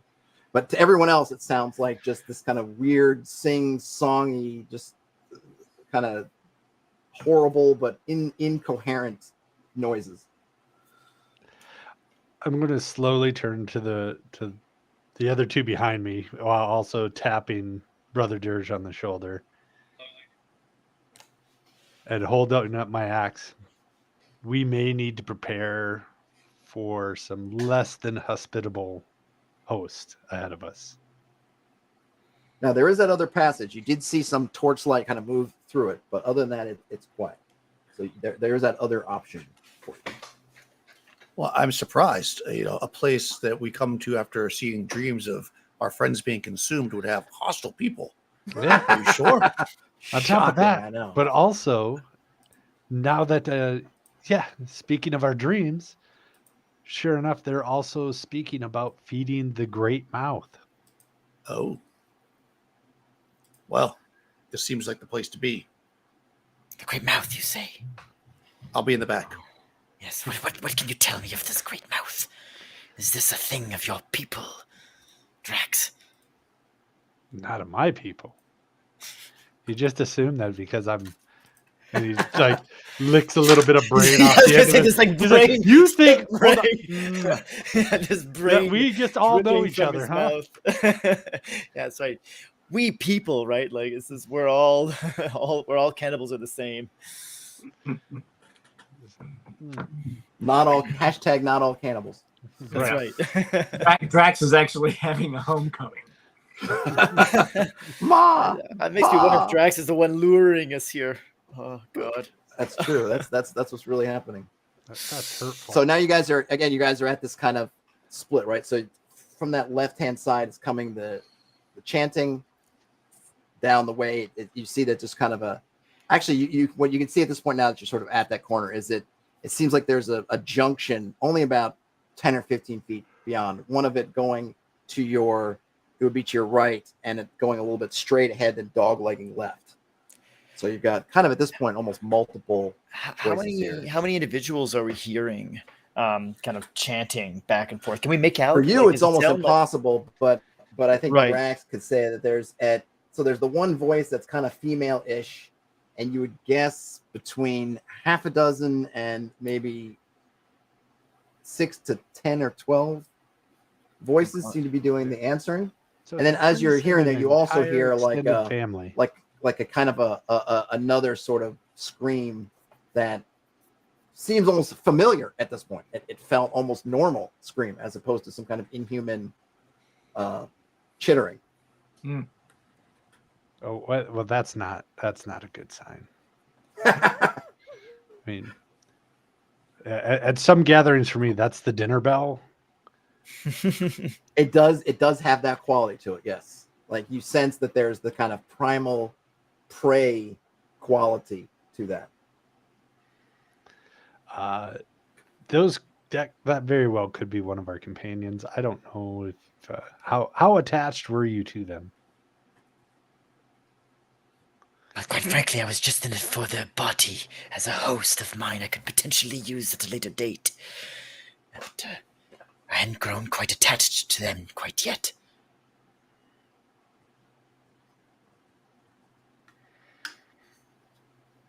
Well, why don't we see what's actually going on? How rough are these passageways? Like if we went forward without a light, would we likely trip, or are we talking about like smooth stone here? I mean, it's a little bit rough, but that probably actually helps you, at least on the walls. You can kind of feel and kind of grip, and there is some light coming from that room. Yeah. So I You will can see. say, hold my torch, and I'll just walk out. I'll walk forward into the darkness. I want to see if I can get Okay. close to see what's actually going on. Rather than speculate. Yeah, so the chanting and the sort of call and response gets louder and louder, and then you can see as you sort of, and you're kind of, so when you kind of peek in the room, it's in a sense you're sort of lucky in the fact that everybody's attention is kind of focused away from, like you're at the back of this room in a sense, and you can see there's kind of a raised area, and there is a female who appears to be completely naked, and she's covered in gold paint.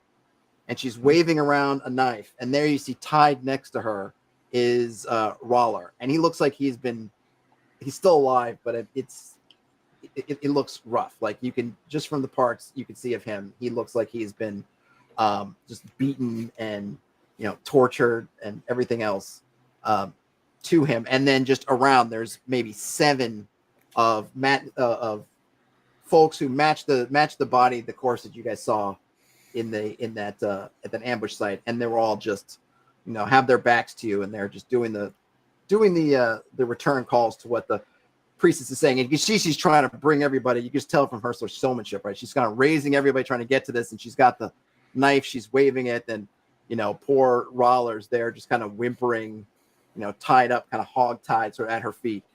And you can tell there's kind of a circle that seems to be etched into the stone that she's standing on, and she kind of stamps around and does a little dancing.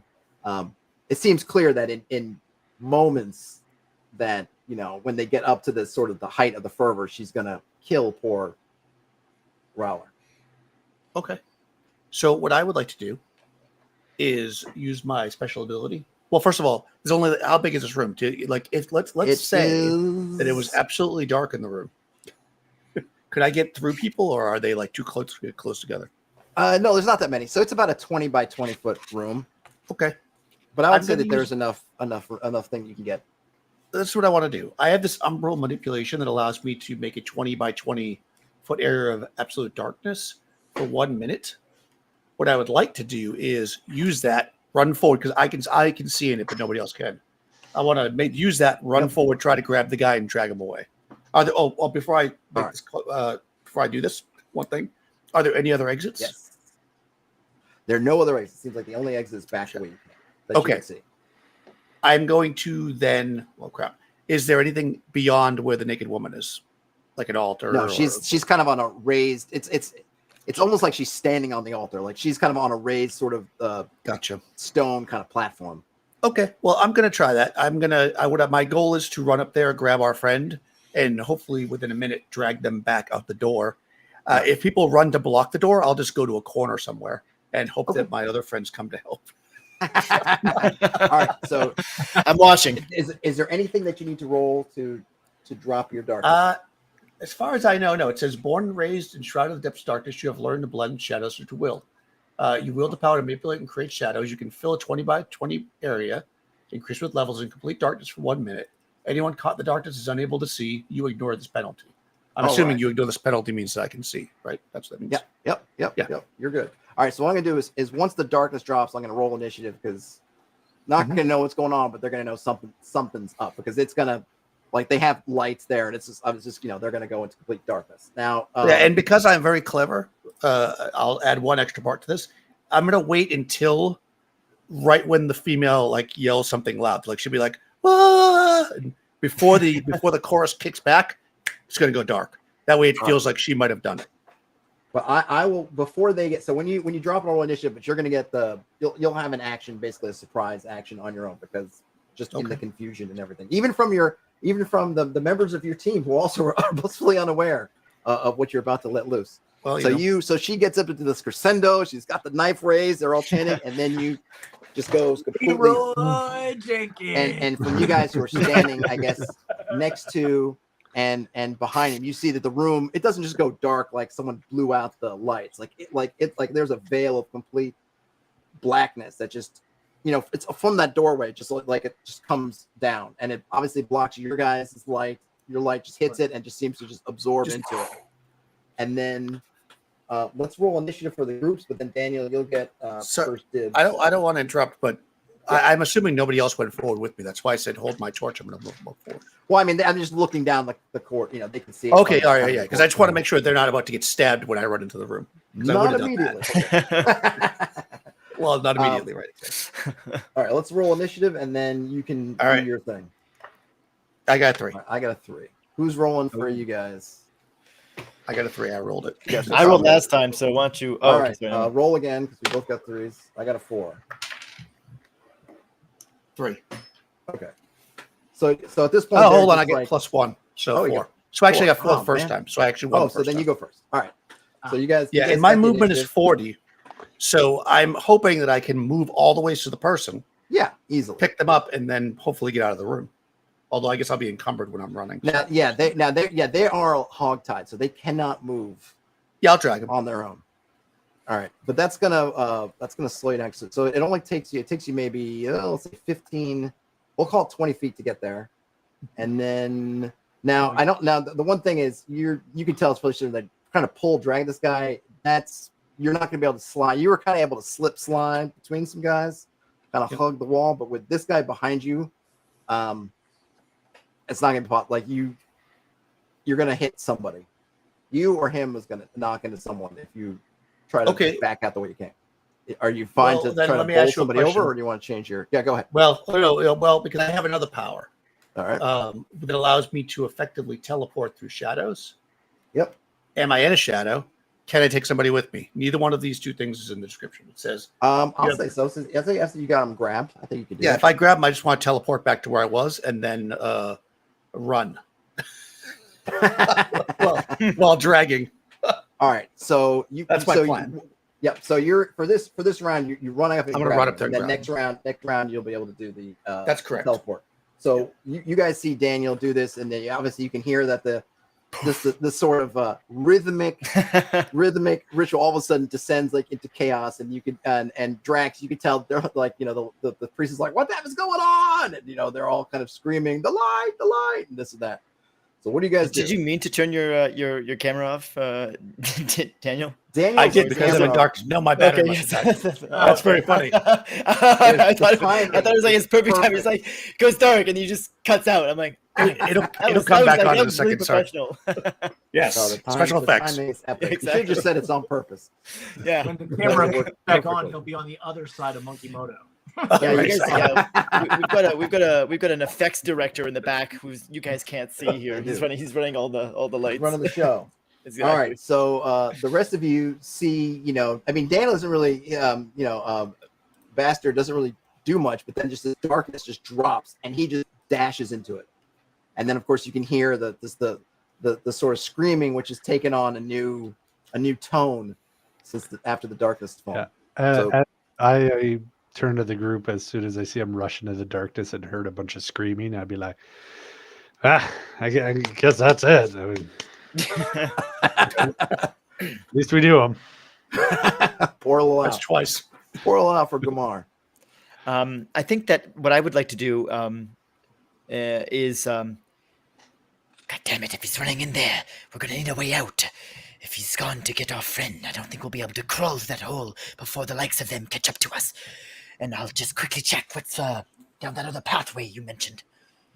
All right, so yeah, you can take you a can couple move steps. down. Just you mentioned that we'd seen a light, and I think that Drax had mentioned that to us. So I'm gonna maybe Yes, take some cautious steps in that general direction. absolutely. I want to just to preemptively see if all of the screaming and hooting that's coming from this room attracts any attention.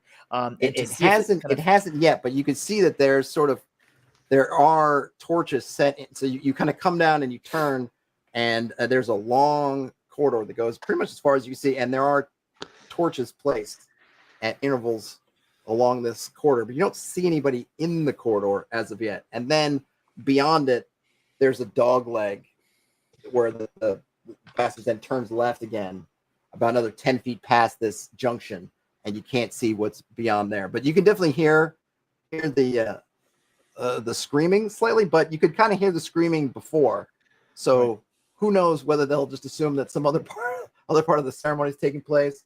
Right. Happening. Just But it getting does very give you heated. slightly amount of cover because there was screaming before, and there's just screaming of a different kind now. Okay. Well, I think that I'm not gonna spend like my full 40 feet of movement to get away from the group. I might take maybe 10 or 15 feet. Yep. To step 10 or 15 feet, towards the nearest torch and just hold steady, and just kind of look out to see if anybody's coming out. Yep. And in that long corridor, there you see it does branch off. As you look into the corridor, it would be to your left again. There is it seems to branch off, so it continues down straight for a good distance. In fact, you can. Right. Kind of at the very far end, looks like you can see a door, and it actually looks like you can see another passageway that's exiting right, and then maybe 20 feet from you, you can see there's a passageway going left. But you're holding there. Okay. Brother Dirge or Drax? You guys got anything? Yeah, Drax is actually going to kind of like back pace probably about 10 feet or so, right about to where the division is. Yep. And then I'm going to just kind of like hunker down with my axe and get ready to swing at anybody I don't recognize coming out of that darkness. All right. And Brother Dirge, you were you poured a little out for Gumar. Anything else you want to do? Yeah. So I think when I see Drax's actions, I think I'm going to tell Kraz to unburden our friend with of his new companion and take him back towards the mouth. And I'll tell direct Kraz to take what was the guy's name that was on the altar? Roller. Well, you haven't seen him yet, but yeah. you most likely see him in a moment. Right now, it's just you guys have seen Gumar go into the darkness, and then you hear all the hooting and hollering. Okay. I'm gonna back up where Drax is then, and have a shield. So Drax is kind of like taking like a defensive spot, like waiting for people to come out. So he's kind of putting himself in the line of fire, if you will. I'll do the same thing to close All the right. gap. I do have a shield and a long sword, so I'll get on his left side. All right. So next thing happens is you see just emerging basically out of it. Looks like just out of just sort of the gray shadows. Not the unnatural darkness, but the gray shadows cast down from the walls of this passage. You see Gumar emerge, and he's sort of kind of half carrying, half dragging this just horribly brutalized but still living form of Roller, and he's just kind of trying to sort of carry the guy past you. Anything that's your cue, Brother Gumar. So what do? You've emerged, you did your shadow jump, and you've emerged in front of your compatriots. Yeah, so I have the tied up guy, and I say, I believe they know we're here, and I kind of drag him past. I'm going to try to go past the defensive line, stop, and then take my dagger out and cut the person free so they can walk. Yep. But I'll try to get behind them before. You can. I mean, can move that far. You could squeeze. I'm not going to do squeezing rules. You could definitely get through. You notice that poor Waller, as you're cutting him free, his hands and feet have been totally crushed. Oh, they're just like mush. Like there's no way that he can walk, really even crawl. Like you just see him, he's just like, drool's coming out of his mouth. He's all, and he's just bruised and just battered everywhere.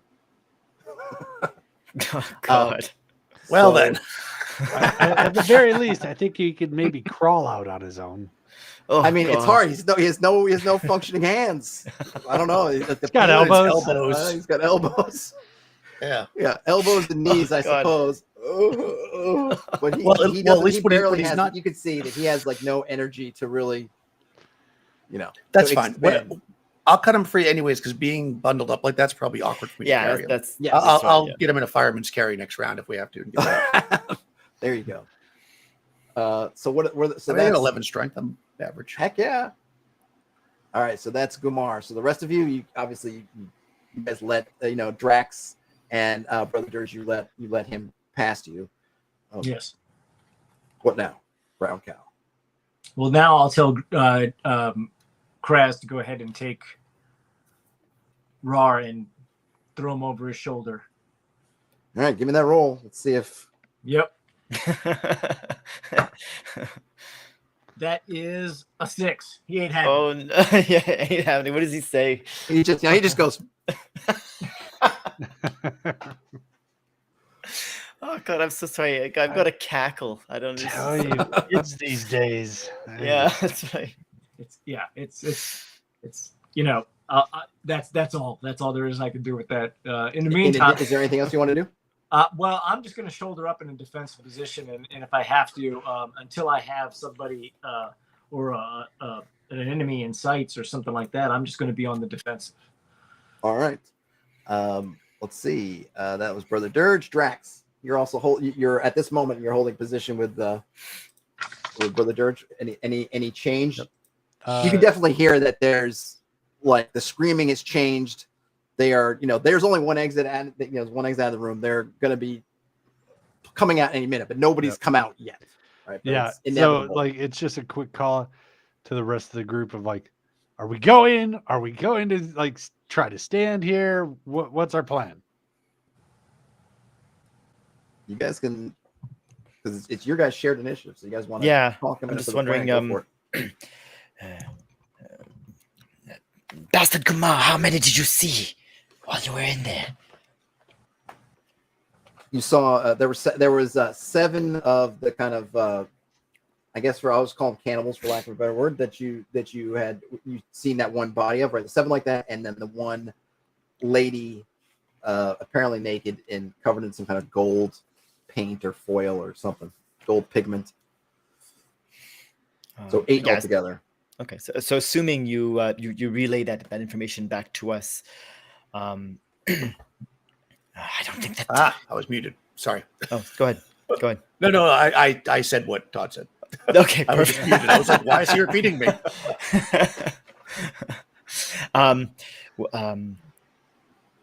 With so many of them in there, they're going to come pouring out any moment. Is there anything we could do to prevent them from escaping while we Flask make of our oil. getaway? Does anyone have oil? Yeah. I have a torch. It's lit. Throw oil on the ground. If you're asking for my opinion. Yeah. Well, we do have. A flask of oil. I don't have any. Yes, I do. Two. Are you willing to toss it or pour it out or whatever? Splash it in the hall. Two to be exact. So I guess we would want to toss this past the other entrance to try to block them from taking either passageway. Well, that's entirely up to you. So right now, you guys are kind of in the corner of that bone room. There's Right. about 10 feet before the blackness zone, and then there's about 10 feet going the other way before you get to that junction. Just pour it out right there in that like walkway there, and we'll just Let's do it. yeah. What'll that give us? Like a minute? I forget how long. How many rounds does a? I forget how many turns a or rounds flask of oil burns. That's a good question. For. Well, let's roll a d6. Whoever, I guess it's whose oil is this? We'll see the qualities of this oil. That'd be Brother Dirge. All right, brother. And roll with advantage. So roll twice and take the higher one. That's the number of rounds that oil will be active. Well, good heat. 3 rounds. 3 rounds. So about 30 seconds or whatever. Yep. All right. So he throws. So Brother Dirge pours the flask, and it pours out all over that little hallway.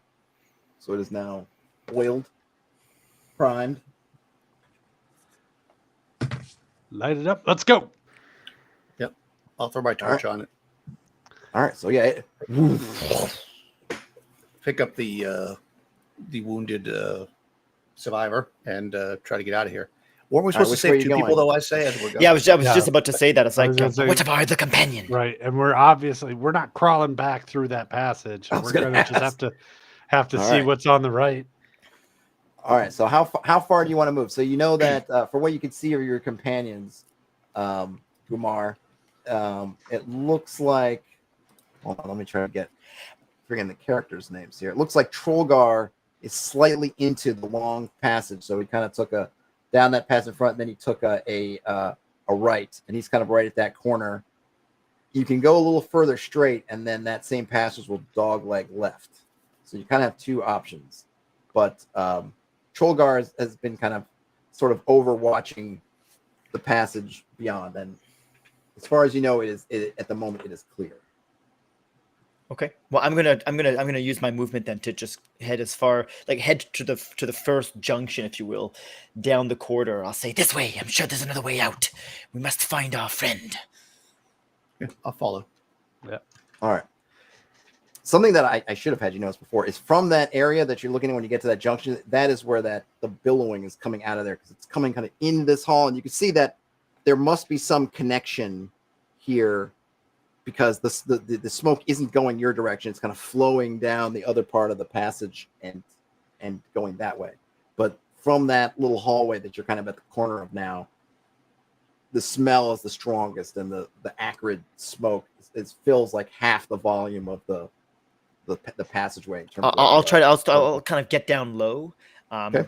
To kind of avoid having smoke going into my eyes as I'm heading down this corridor. Because correct me if I'm wrong, right? So the smoke is essentially flowing into and down the corridor. down the corridor, right, but away from you, right? So you're looking at it, and it's kind Right, of so it's coming out coming and from away. the okay. So then as I I'll crouch down and start making my way down the corridor that I was watching, and that would essentially get me away from the smoke, in essence. It right? would. Though you can hear sounds of activity down that way. So how far do you want to go? Actually, you can actually see into. There's another room that's maybe 10 feet past that junction, and you can definitely see.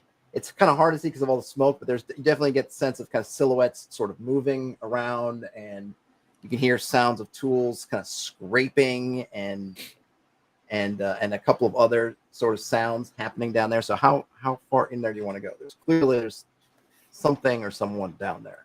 Okay. Well, I mean, at this point, I'm drawing my short sword, and the clanging of my chainmail, scraping up against the stone walls of this kind of cavernous hall. I think they're going to hear me anyway, so I'm going to just kind of charge my way there, thinking that like, well, it's now or never, right? So if anything, I might, if I come across anyone, hopefully I surprise them.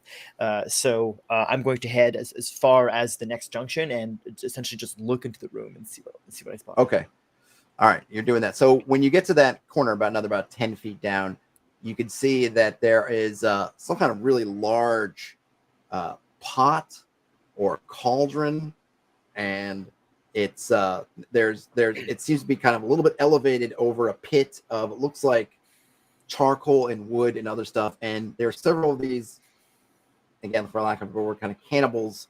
One of them has got his back to you, is kind of stirring the thing, and you see there's another one kind of on the side. But it's not really turned towards you. That's sort of pushing and putting sort of fuel down underneath. And then you can see on the walls, there's just, it looks like these like skins that are drying or being tanned, but they are clearly, human or humanoid skins, like you might see a rabbit skin, spread out Right. on a kind of a rack. But this Stretching is clearly on a like rack. a human I hear stretching. you. It's clearly a human skin. And it seems like what they're doing is treating it like you might treat leather. You can see kind of the way that the skin has browned and just gotten a sort of a texture to it. Is not unlike some kind of leather substance. Okay, and so that's to my left. Do I see like any other entrances going in or out of that room, or so the corridor? No, would I be able to spot that? As far as you can tell, you don't see it. But then the main corridor, obviously continues. Right. And from where I am now that I've moved further into the corridor, do I spot any other shapes or silhouettes moving at the end of the hallway that I'm currently heading down? So yeah, you do actually, because you kind of you sort of see a little bit of shadows on the wall. So it seems like at some point this corridor kind of opens up a little bit, and in that open part, which you can't see, but there must be a torch there or something. But you see shapes, and the shapes seem to have doing like kind of motion, like that's the kind of motion you see that they're doing there. And there seem to be maybe 4 of them just kind of doing the same sort of thing, and then there's a little bit of this Sure. mixed I'll in. relay little as bit much of to that. the group. So I'll kind of stop at this junction and kind of look at what I see, and I say, They've got us surrounded. There are some to the left, and there are some ahead of us. But, which way would you prefer to go? It seems that there's no exit from the room to my left. I think And there is a door down at the far end of the hall as well. Like if you keep looking straight, there is a door down there too. So the rest of you, so that would leave. Let's see, we're back to Drax and Brother Dirge. So information's been communicated. You see Gumar kind of move past you, following where Trollgar had gone previously. You guys are still blowing up the rear, and again, like you know that eminently some number of these folks are going to come tumbling out of that darkness. I'm just gonna call out and be like, let's just go to the end of the hallway and take that door. Unless we hear somebody else's scream that we recognize. So you're not going to be able to get that far. You can get up to that juncture where the little hallway goes off, and then that kind of tanning room area that I described is, and then you'll be about 10 feet away from that opening, because Trollgar was already over there, so he had more room to maneuver. But if you move now, you'll get to kind of that first junction. Yeah, with I'll the tanning room. Go to that area to and while also keeping an eye behind us, because it's only a matter of time before these right. My long distant cousins start trying to come after us. So yeah, and you can hear and you can kind of just hear the female voice clearly giving orders. Yeah. To At the very to least, get out. what I can say is, Yes, I agree. Let's head toward that door. If we do encounter anyone, we could just try to run past them as quickly as we can. Perhaps that door leads to our friend or an exit of some kind. and I guess I'll leave it to the others to follow suit, or I'm not sure if anybody else has anything they'd like to do. Brother Dirge, I think you're the last one here. Yes. Yeah, I agree. I want to try to. I'm going to be the last one to follow the group towards the door, and I'm going to wait to hear to see if I see anybody come at all in that dark passageway from the ritual chamber, the sacrificial chamber,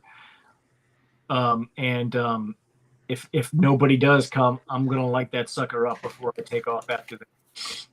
Okay. Well, I mean, because of the way initiative works, once they come out, then you'll be kind of stuck with them. So you probably want to light it now. All right. Boom. All right. So yeah, you do it and you make your way out. Like you basically have turned the corner, moving out, where you hear, these kind of guttural kind of stumbling and then just screaming and more just confusion in the hallway behind you. So it seems like it might have been successful, but let's see who else heard the screaming. Just out of character, I mean, it's kind of like it's kind of like the perfect trap, actually, when you think about it here, Todd, because they are in essentially magical darkness, so they have no idea this fire is there, right? So they come running out. And the thing is the funny thing is, so there's some number of those guys come out. They sort of fall and stumble into burning oil, and then they stumble back into that darkness, but no one can see that they're on fire because it's in complete darkness, a magical darkness. So all in there is they obviously can smell like burning flesh and screaming and like the fire, but it seems like total nonsense to them because they can't see anything. All they know it's is utter pandemonium back there. Totally, it's very hot and it smells wonderful. That's right. It smells wonderful. They're living the dream. So all kinds of horrible things are happening back there. But yeah, so you guys are all. I don't know if I should say. Yeah, I'm gonna. Well, you know what? You guys got a couple of rounds where confusion's gonna reign while the oil is going and all that's happening. So their compatriots bumping into them on fire has just sent them in its distance. So you have a couple of. I'm gonna keep it just in general initiative in terms of, but you guys can just act at least for a couple of turns because it's just nothing's. They can't get their acts together. It's just total confusion in this magical darkness. With now, I like to think that I'm saying like go go go as I'm kind of like pushing Drax and Brother Dirge. So yeah, so you've got this open area that's coming. So imagine the passageway keeps going, but it kind of opens up. From some silhouettes that things are happening there. There's a little passageway to your one side, that opens up into a room that you've been told and that's where all that smoke is coming from. The kind of tanning room or tannery room. So, and then beyond that kind of opening area, there's at the far end, at this point, maybe 40 feet away from you, you would guess, more or less, is a door. I say we go for the door. But you do have to pass through that open space, and that there are. They don't seem from the silhouettes. They don't seem to be paying attention to you. Right. So, but you do have to go past them. Right. Yeah.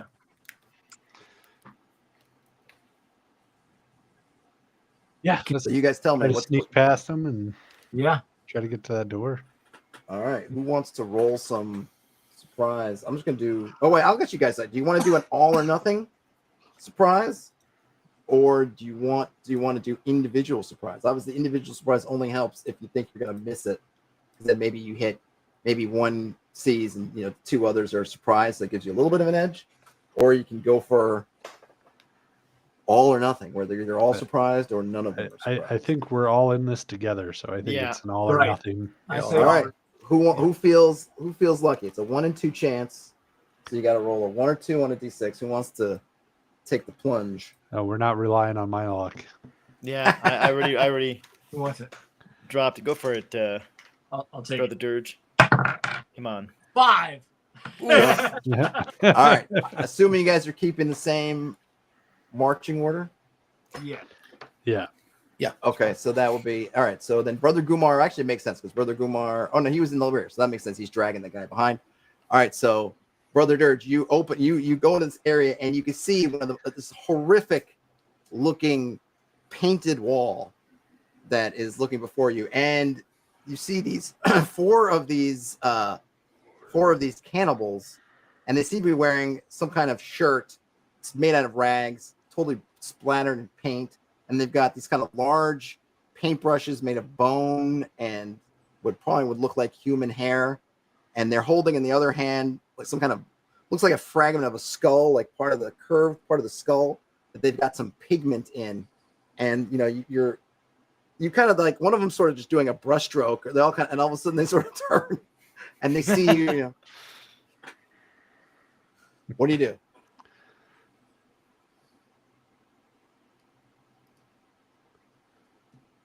Oh, do we lose Brother Dirge?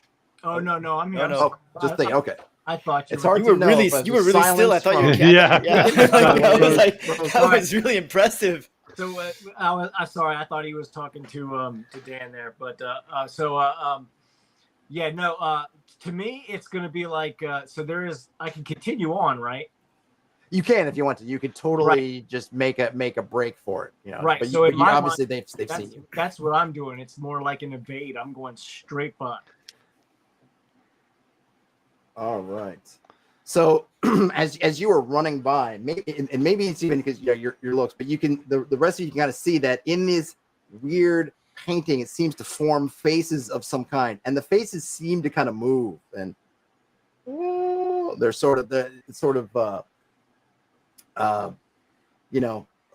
have just obviously, besides the fact that they're animated, have a haunting, weird, eerie quality. Even though when you look at kind of the weird brushstrokes they're making, it makes no sense that they could have created anything like that. Obviously, forgetting the kind of magic that seems to be expressed in them.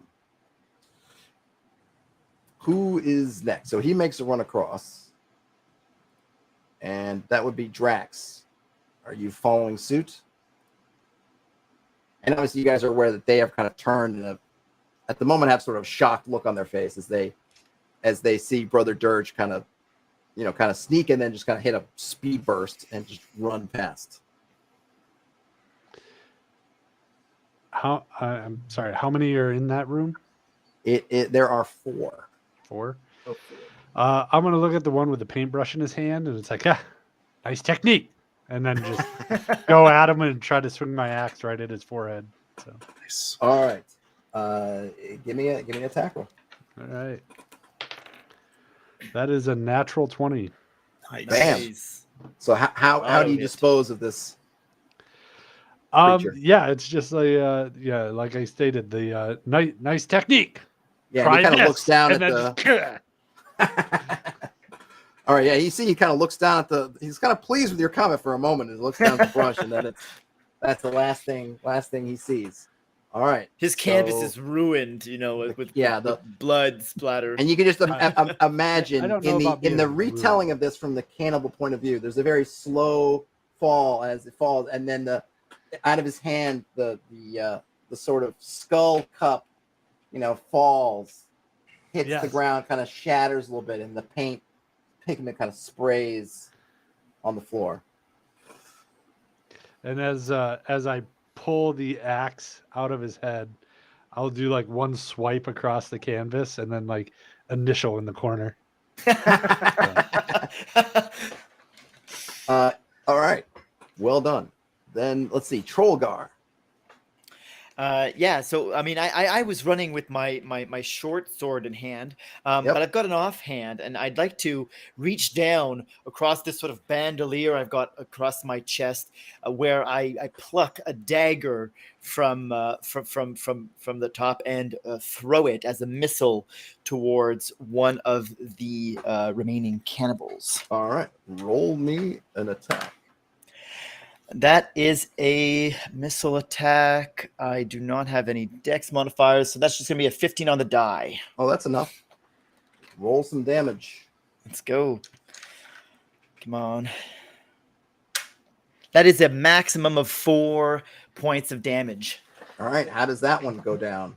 As you guys are making short work of these. Yeah, I'd like to creatures. think that this dagger cuts across the air, and you can see sort of the haze of the smoke part as it just clips, its jugular, and it just sprays, kind of like a Kill Bill style spray across the room onto the canvas, and it just drips down in this sort of abstract looking art piece. And it kind of falls to the ground, and within seconds, of severing this major artery, it just kind of, kicks it one or two more times before dying. Nice. All right, well done. You guys are 2 up, 2 down. All right, Gumar. So you've got Roller in hand, and you've seen your compatriots. Actually, just before go ahead. I guess I should have announced my movement before, after. In either case, is it still possible to move after having thrown it is that dagger? possible. Yep. So I'd like to take my full complement of movement to get to the door. You said it was roughly. So okay, so you've thrown it, and then you're following thrown and then to the door. You got it. All right. So last but not least, Bastard Gumar. So you've got Roller kind of with you, but you can obviously easily drop him to do whatever you'd like. Yeah, I'm not going to be able to move fast enough, I think, to outrun these guys. So I'm actually going to stop for a second. And like I sorry, bro, I drop them off my shoulders and I take my shirt and I tear it Hulk Hogan style off and expose my terrible body, which is another one of my powers. Yeah. So what do they have to roll again? Save versus paralyzation. If they fail, they're paralyzed for 1 round. If they fail by 4 or more, they must flee in terror. All right. Now here, I'll give you the same offer. Would you like me to roll for each, or do you want to do an all or nothing? No, roll for each. Okay. So let's do number 1, save versus paralysis. Where's my D20? Here we go. Fails. Number 2. Oh, succeeds. Oh, and 3 fails. So 2 of them, was only. One of them. 2. No, there was 3. There's 4 in here. Oh no, sorry, 2 of them. Oh, that's right. No, they killed 2. So yeah, they're 2, and they both actually missed by more. So what happens if they miss by more than 4? They flee for 1d4 rounds in terror. All right. Yeah, so you see them. So what you can see now, I probably should have said before, is at the end of that room, there's another hallway, like at this enlarged space, and they just book down that hall. I mean, it's there, so that actually it's really an early option because you guys are blocking basically both other exits. So they're just like clawing at their eyes, and they just scrabble over each other and just run off that direction. They are kind of out of sight, like shortly. They book. Nice. I'll take a moment to check out the painting. All right. I need save versus spells, please. Oh, fantastic. Of course. Well, 19. That should probably succeed. You make nice. So so the mouths, as you kind of look at it, the mouths are kind of shaping words, and they're not making any sounds, but somehow you feel these words sort of trying to speak to you, trying to tell you about weakness and trying to drain you of your vitality. But maybe it's because you're in a sense dead with this you're kind of, you're this kind of animated fungal creature or whatnot, but it doesn't really speak to you. You just kind of let it wash over you, and it seems to have no effect. Does it seem like it would be possible, because there's some blood on the wall here, for me to grab like the paintbrush? I know the people are going to do stuff, but and try to like mess up the painting, because that's what I want to do next time I can do something. Absolutely.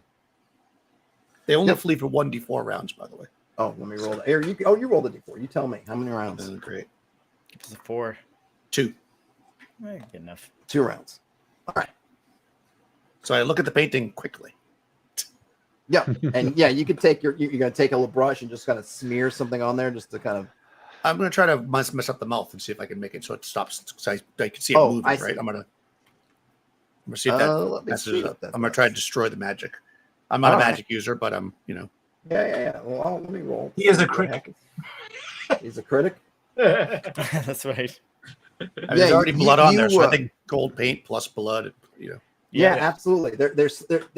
You surmise that there must have been some connection between the cannibals and the painting, but it seems to try to recoil and move away from your brush as you swing across. When you kind of, you're able to move faster than it can. And when you make contact with it, it kind of it freezes until it's a normal painting. Nice. And it is. I like draw like those black horrific. teeth, like you do in Black those comic strips. I put one tooth. like on the subway. Yeah. Yeah, like a It's, buck tooth. It's like Blacked out tooth, curly mustache. Yeah, exactly. Eye patch. yeah. All That's my right. plan. That's your plan. No, you got it. Now you guys get to and- that. Yes, go ahead. Sorry, Raleigh. Roller. Oh yeah, he's a. Isn't your boy giving him a hand, or no? He rebuked you, right? Yeah. He didn't. Yeah. Yeah. You can see that the boy is. You guys look at. He's just Lalo, in a you're kinda corner, be like, sorry for him, and you can see that Kraz is kind of kicking him from behind. He's like, he's like kind of sullen, looking down, but giving him his little boots to Waller. Waller's, Please tell me that Kraz has got like this long emo haircut, and he's just half over his face.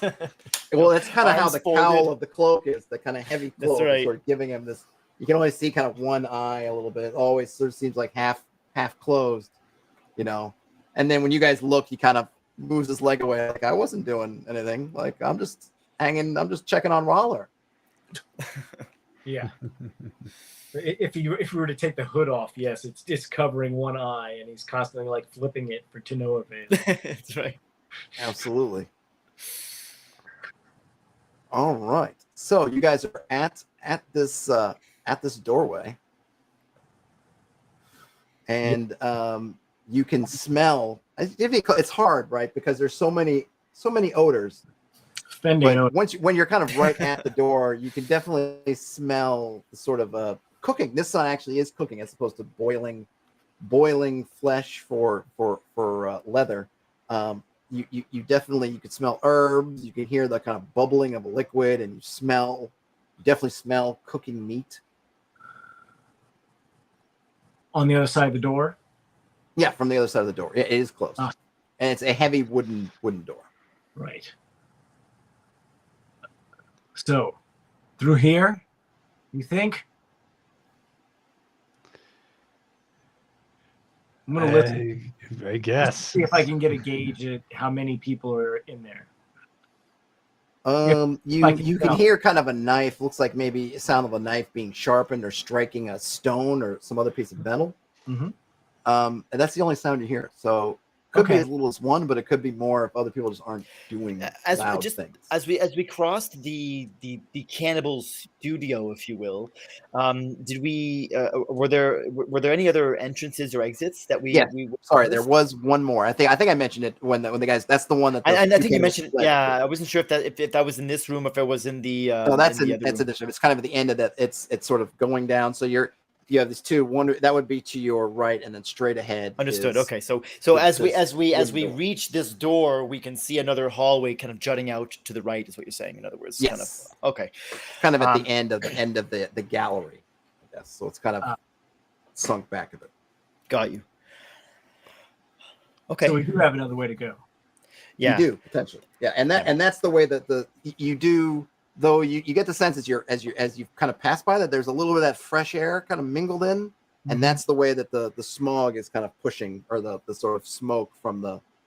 Do we get the sense that tannery like it fires. might like that leads it leads to a way out, or That's right.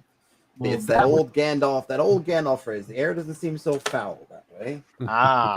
okay. But that is also the way that those two cannibals who got frightened off. That's the way that they went.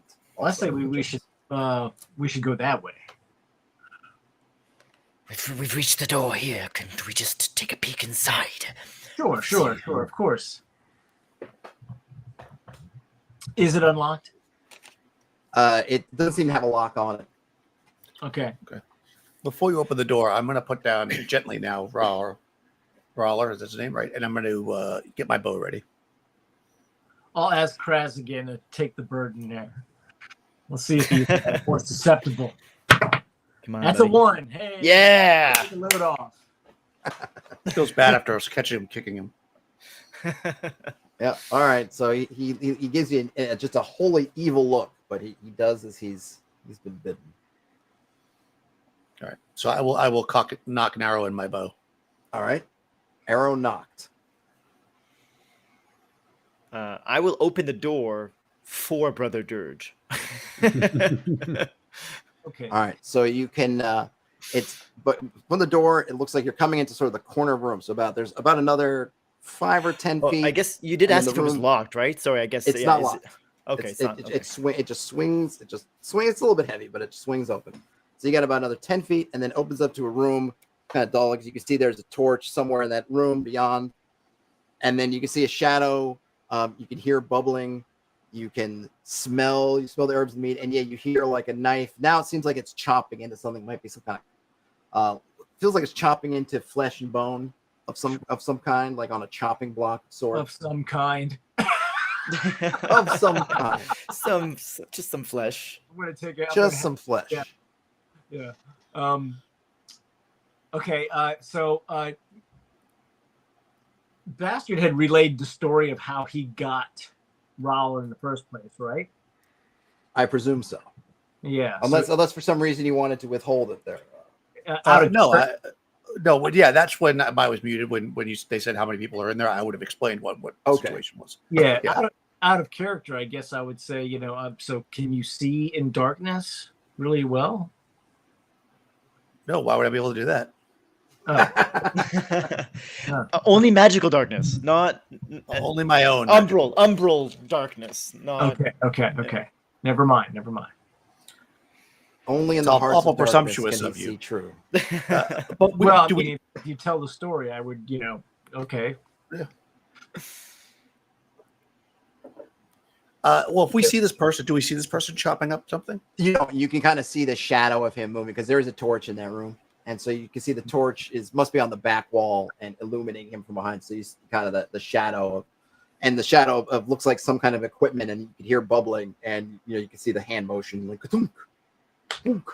All right, so I'm gonna do the thing where it's you go, and then I'm gonna hold up my bow. And I'm gonna go, and then if nobody stops me, I'm gonna very gently just try to get an angle on it and shoot the person by surprise with my bow. Because now I'm going to kill people because I figured now they're probably very evil. I didn't shoot the woman at first because I figured maybe she was just naked, but now we know there's another stuff going on. Now we know that they're actually killing. All right, our friends, because apparently Perhaps they were with cannibalism healing in general. Raoul, right? Maybe they were healing him of his wounds. This ritual circle. No, she had a dagger. It was pretty clear that she was. give me a roll there, sir. All right. See What kind of roll? See what you're able to do. A D20 roll? Can I attack roll? Yeah, attack roll. Okay. Nice.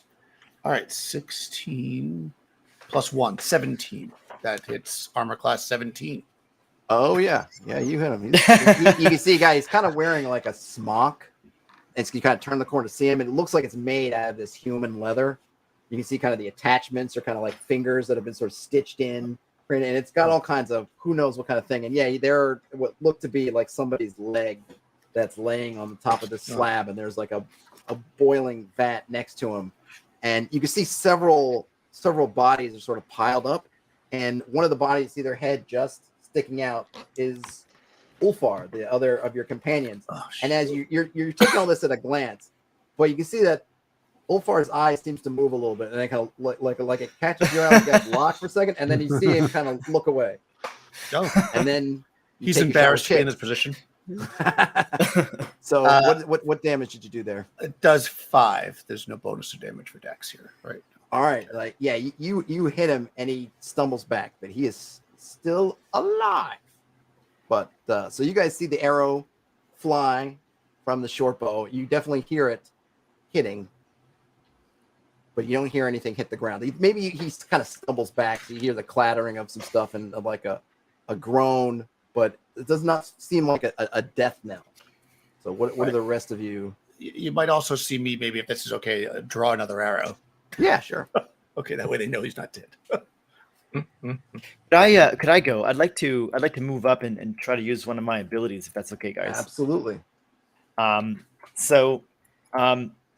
Basically, I've got an ability here, and I believe it is it's called mycotic excess.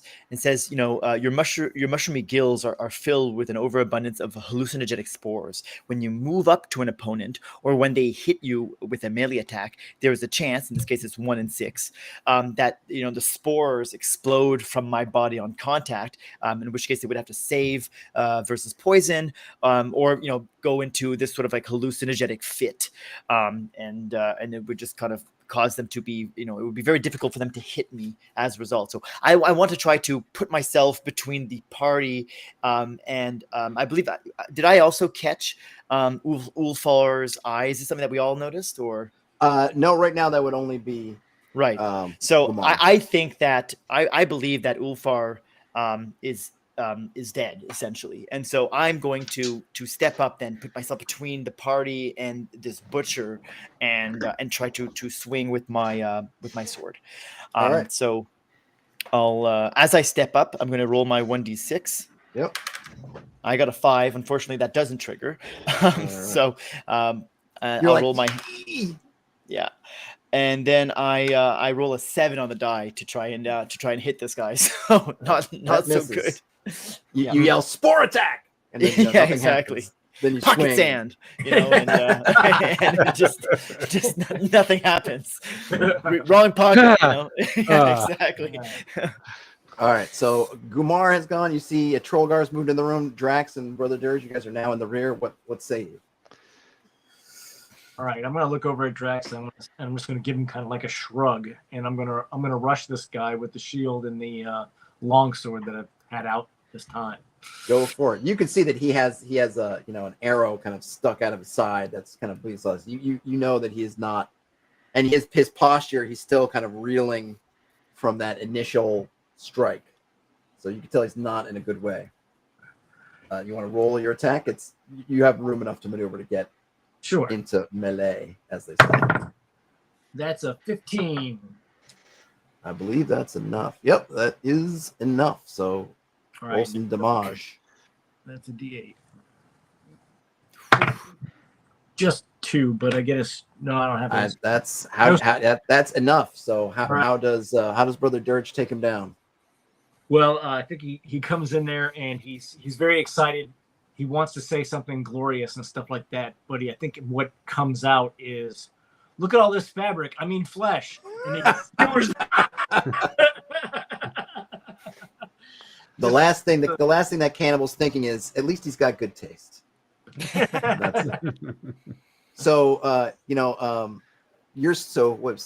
Drax, you're still out in that hallway, and you Brother Dirge kind of gave the nod, and then or the shrug rather, and then went in.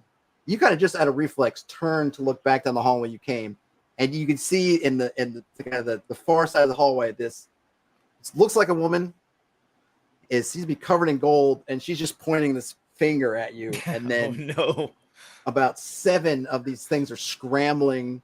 You see a couple of them look like they're burnt. They're sort of burnt and charred, and they're just kind of running, scrabbling around the hallway. At this point, they're probably about.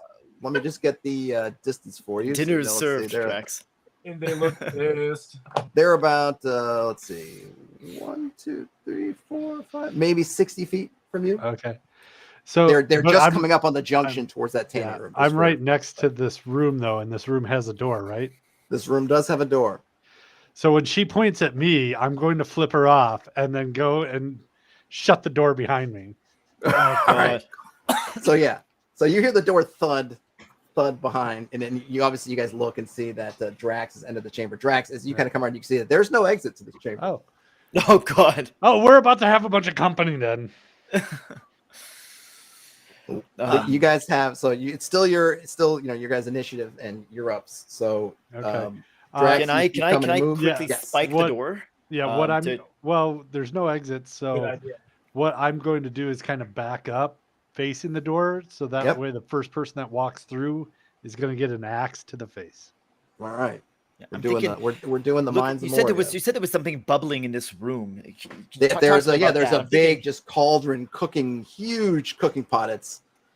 And it's just, there's fuel underneath that's heated it up, and it's just bubbling away. Is there an opportunity here to to kind of pour this vat of consomme, out the door when they come pouring through. Burn their toes. How are they That's right. dressed? It would take a little bit of maneuver because if you waited it, so like the way the hallway comes, it's a bit like the letter L. So the little Right. bit of hallway forms like the L, then the body of it is the room. If you wait until they kind of come into the room proper, then you could kind of potentially wash them with. You'll have like a direct angle to kind of, but it might take more than one of you to push this thing over. But you might be able to push over this boiling hot stuff onto them. There will be this moment though where they would be entering the room and they won't be in direct, I guess, line of splashing. Does that make sense? Do we have more oil? And then I was like, well, you guys are doing that, but you do hear a voice coming from the pile of bodies saying, could somebody help me up? Yeah. I'll do that because it's I saw him. Yeah. Yeah, and you guys definitely, obviously, if you look, you can see Ulfar, and he's now not pretending to be dead anymore. So he's totally trapped underneath all these maybe 5 or 6 corpses that are sort of piled on top of him. Actually, help me with the bodies. Hold on, which way does the door open? I hadn't really determined. So which way would you like? In or out? I would like for it to push in. All right, roll a d6. If you can call even or odds, and if you hit the number, then it goes the way you want. All right, I have to call it in because I rolled before I said that. Odd. Now I rolled a 2. Okay, it goes the wrong way. Forget it. I was going to block the door, but we can't do that. Okay, so I'm just going to start pulling the bodies off. Well, you could, but then they just open it, and then the court. They just open it exactly. I could spike the door. I've got some spikes with me that I could pound into the door. And right, but it opens the wrong way. Oh, right. Yeah, of course. There they are. Throw stuff in front of the door to trip them up, but it wouldn't hold them back very long. So I'm just going to try to get them. Actually, how much cover does a body give? I'm gonna push the pile of bodies on the ground and kind of crouch behind it with my bow. Okay, they're kind of you can get behind, I guess, the heads. I'm just gonna. Or no, I guess it would be the feet because Ulfar's head was like looking out, so like their feet are on the far side. So yeah, you can get behind there and get some cover, and there is cover to be had behind the boiling vat as well, if anyone wants to take it. And there is kind of a cutting block, but it's not. It's sort of a part of the vat structure support, so that kind of counts as part of there. So you have basically 2 points of cover, but obviously one is now spoken for. So if someone wants to take cover being on the other one, there's one other spot. Other than that, you're fairly exposed. I'll let one of you guys take that spot. I don't mind being in the front line just because I've got this ability, every time I move towards them or if I get hit to, roll 1d6 and possibly cause them to, to hallucinate. Mind you, that just means that they have a 75% chance to miss attacks against me. So if I hallucinate 1 or 2 and I kind of get them, caught in the door, it might be if it activates. Yeah. If it activates, of course, there's a very low chance of it activating. I mean, yeah, Drax is still just prepped. So Drax, you're close to the door at this point. Yep. What's your what are you thinking in terms of? I'm just readying in action and waiting. The moment that door comes open, everybody in this room is who I know is supposed to be with me. So anybody else that comes through that door is just getting swung at. Yep. Got it. Okay, is everyone else set where they want to be in the room? Yep. So right now, okay. So actually, I better for the Brother Dirge. Where are you in the room? So there's the 1 point of cover behind the bodies, and that's where Gumar is. It looks like Trollgar is kind of standing his ground in sort of the open space, getting ready to use his ability potentially. There is the vat, or you can, and there's Drax who's closer to the door, also standing his ground. Where do you want to position yourself? I'm gonna post up next to Drax and do the same as we did in the passageway earlier. We're just gonna form the 2-man game. We got this, brother. Yep. It did work the first time. Fuel.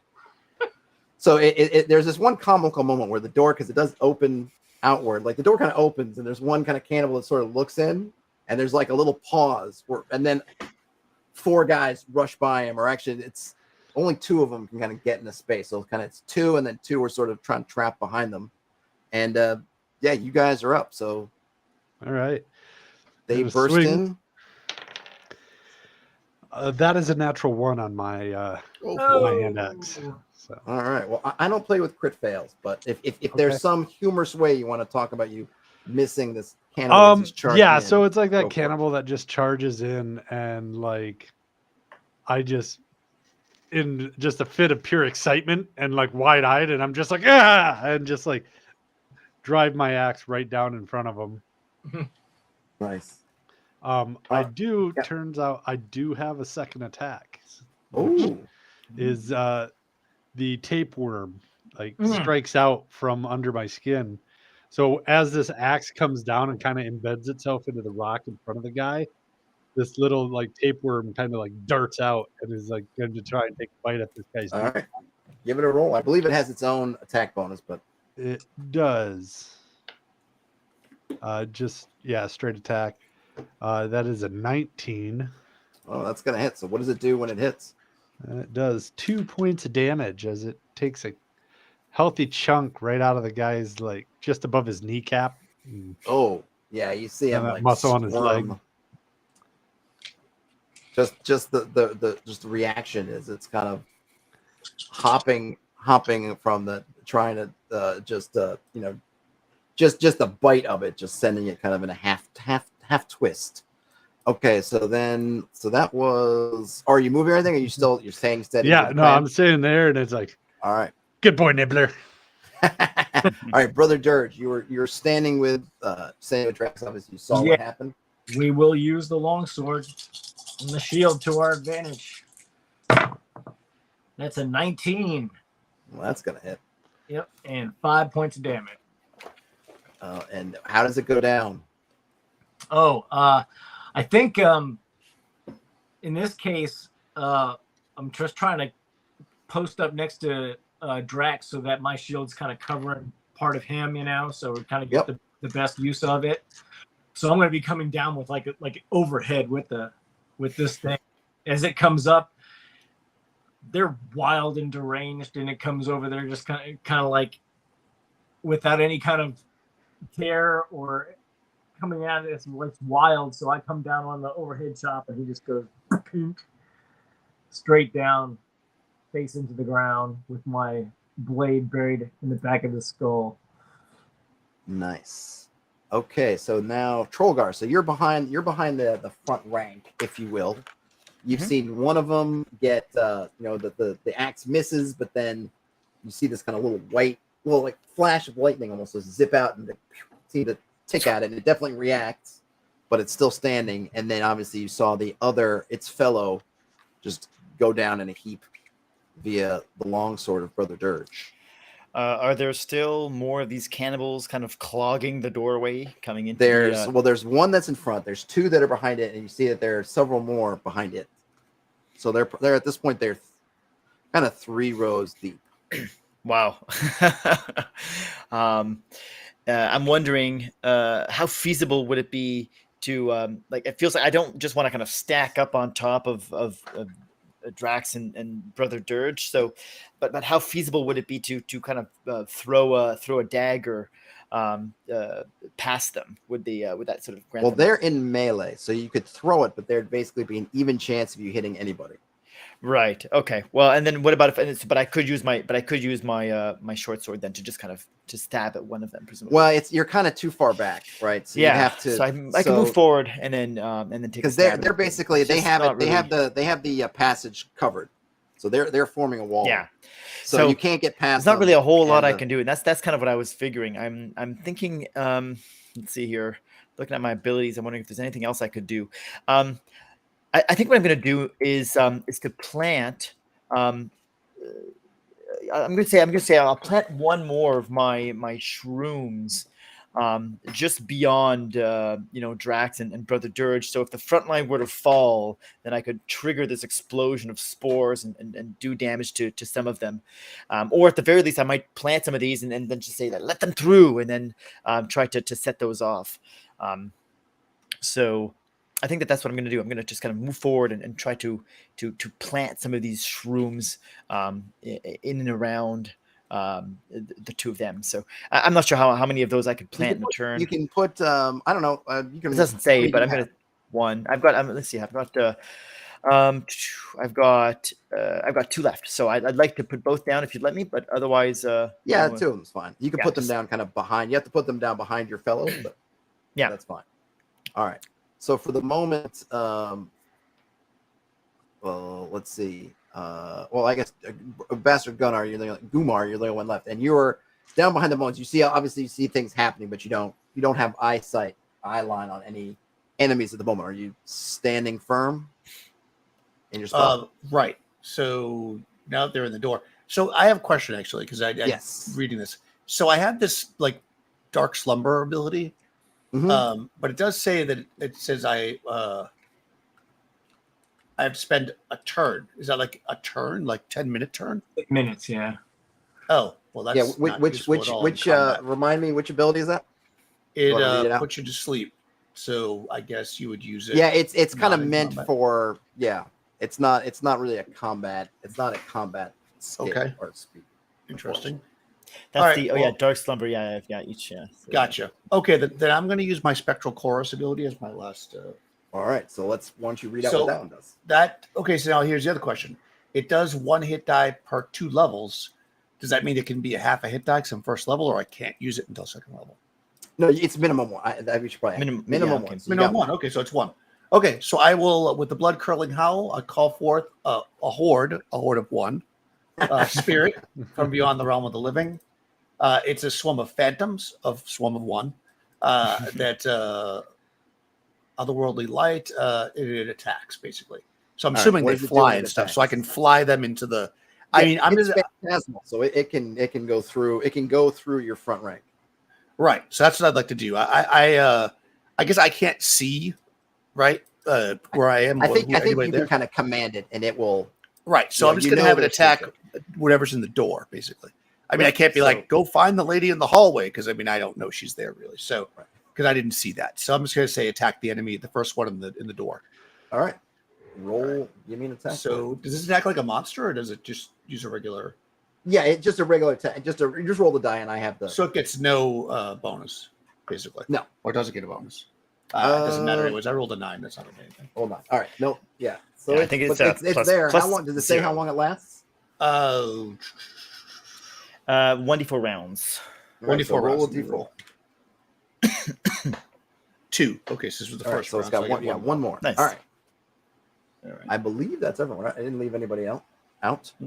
So now there's one. Well, let's see. Another one's going to fill in the gap. They're kind of coming in twos.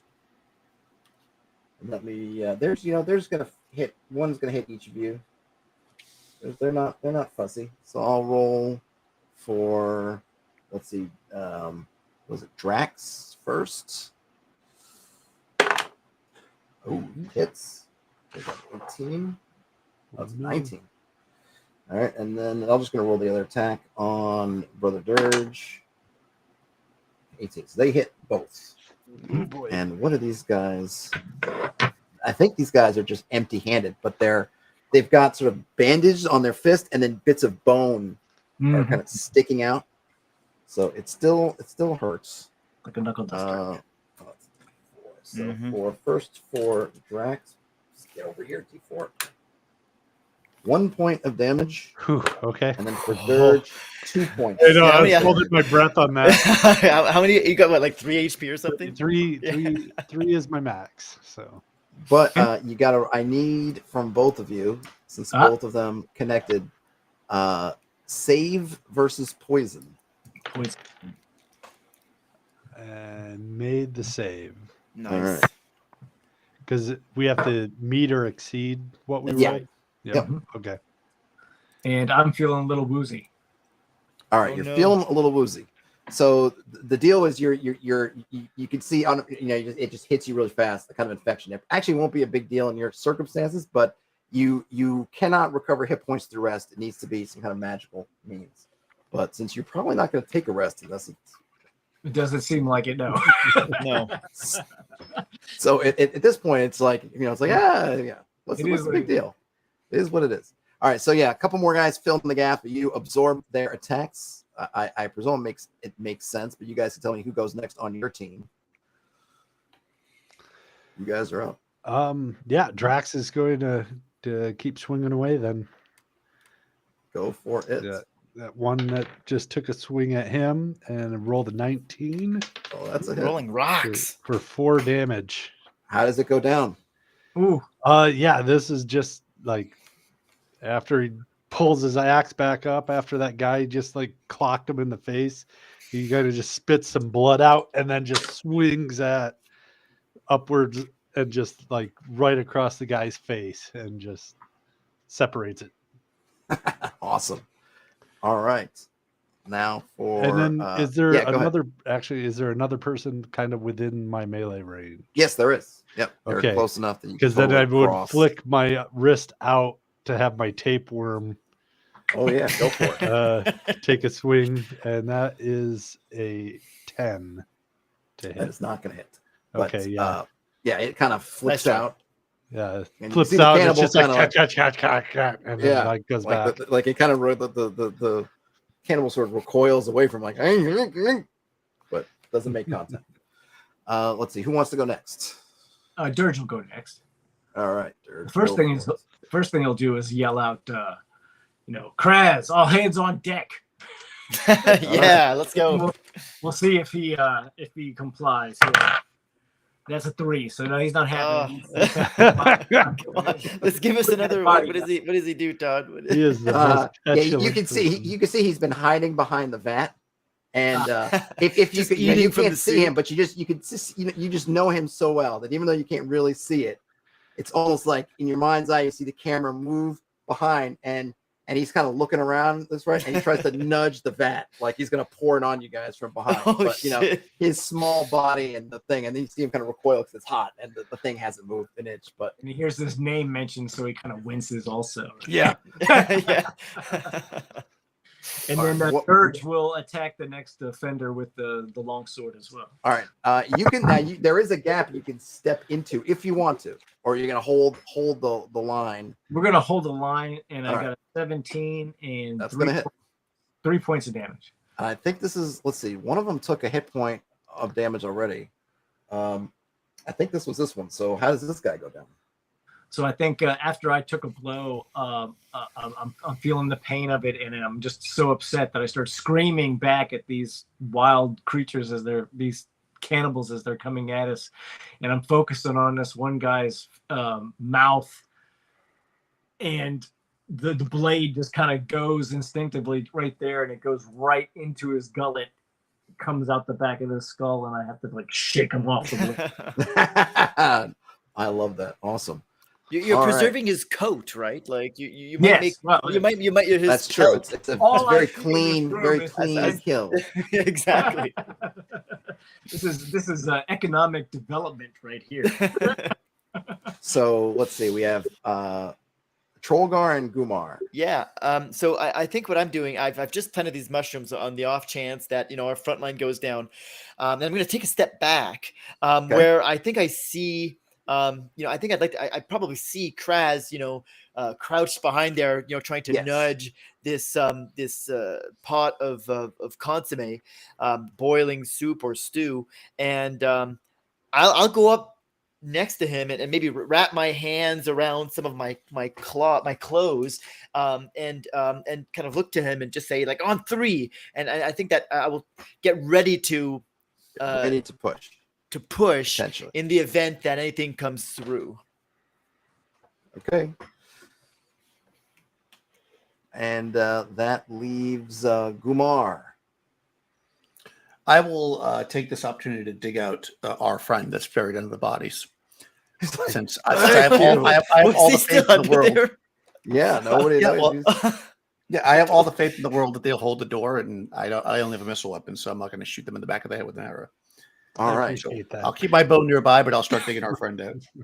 Excellent. So, these bodies tumble down. There's one guy still kind of the sort of in the sort of the second rank, which just kind of filled in, and he's definitely more. He's seeing what you guys are doing, but he's kind of had no way about behind him. And he kind of learns a little bit, and he's got these 2 other guys who are blocking his exit. So almost with a little bit of like, he runs forward, and his heart's not in it. He swings clumsily at Brother Dirge. The other thing you guys can see is that there's more of these candles, but they don't move forward. They don't rush in.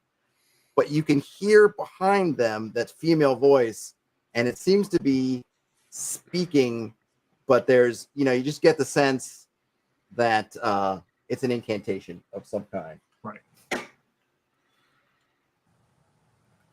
And that is their turn. So you guys are up again. Who's going first on team good guys ish? For imminent badness. Yeah, Drax will continue. He'll just swing at the guy that just poked in, and it's a 7. Yep, that misses.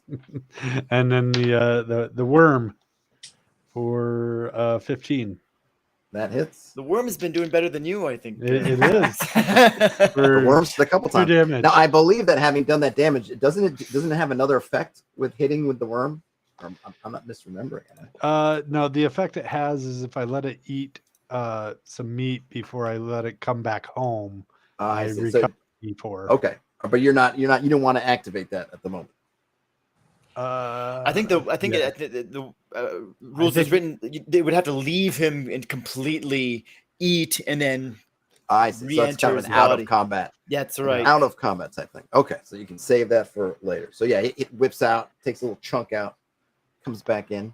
Yep. Are you moving? You staying steady? I'm gonna move to like the side of the door frame and get ready. In case Brother Dirge decides to rush out, I will follow out behind him. I see. So you're actually moving up a little bit. Yeah. To kind of get near the door. Okay. And that leaves you, Brother Dirge, as far as the front line goes, anyway. Kraz, sick 'em. Oh God. That's a 2. Yeah. Let's see. How far is it away? 1, 2. It might take him 3. a minute. Yep. And you see he's going, but he's not running. When he's like, you see him like take out his little cudgel and just kind of give you a look and just sort of stalk forward. Mm-hmm. So he's actually, you guys are kind of blocking the way at this point. So he's now behind you.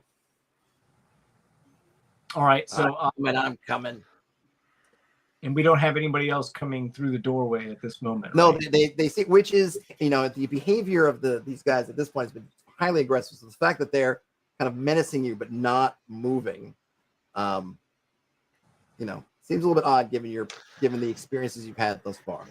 Well, but you can also hear this kind of chanting, lilting, sickly right. singing thing going on. Yes, I will go after her directly. Even if I can't see her, I will go in the direction I hear the chanting. I'll take off at a run as fast as All right, you're gonna slam into some of these cannibals. You try to hack through? Yes. Go for it. Another 19. Nice. All right, roll some D's. And I got an 8 with the sword. All right, so you hit it, and it does not survive first contact. So how does this happen? In this case, I hit him with the shield first, and then he kind of goes down on the ground. And as I step over him, I kind of drag the sword behind me and just kind of split him from groin to gullet. Oh God! Oh, nice. Brutal. All right, so you're kind of there's another couple of those guys there, but you're on the move. Mm-hmm. So that is for the frontline guys. So I suppose, let's see. Well, no one's really in a great position to have seen what's happened, but you definitely can hear. So let's see. Trollgar and Gumar, you're kind of around the corner, so you can't. Yeah, I'm quite see what's happening, but you definitely hear kind of a would seem to be a charge of one of your fellows away from you, not into the room, and there's no other way to go. And then like a heavy thudding, and then you can hear a little bit of metal striking stone, through an intervening cannibal. Of course, has the doorway sort of opened itself up now that Brother Dirge has kind of pushed his way through? It feels like maybe, assuming that's what happened. Yeah. Yes, but you can't actually see it, so you'll have to commit to it. Right. if you want. But And- but theoretically there would be an opening now because now Okay. they're staggered. Yeah. But so the only thing I'm thinking is, does it look like Bastard Gumar has been able to get our friend out from the piles of bodies? If he has, I'm inclined to rush past them and see if I can't be of service by the door. Otherwise, I think Gumar's got that covered. So okay. Well, if that's the case, then I guess I'll seeing that that Krax has made a mad dash for the door, I'm going to follow suit and use my full complement of movement to push past the door and see what's taking place here. So yeah, you can you can see that where now where Brother Dirge is, they've actually moved kind of through the doorway, and they're kind of like in it's because everything's kind of simultaneous. They're sort of in mid stepping over a guy that they just plunged their sword into. And you can't see any more than that because there's another couple of guys basically blocking it. He is now sort of in the same, instead it's 10-foot square with one of the cannibals kind of next to him. There's one other cannibal that's basically in front of Drax. You do have an angle to kind of get around. Yeah, I'll do if that. you want. Yeah, I'll use my my short sword and try to make short work, no pun intended, of that cannibal. The one that's attacking Drax? Correct.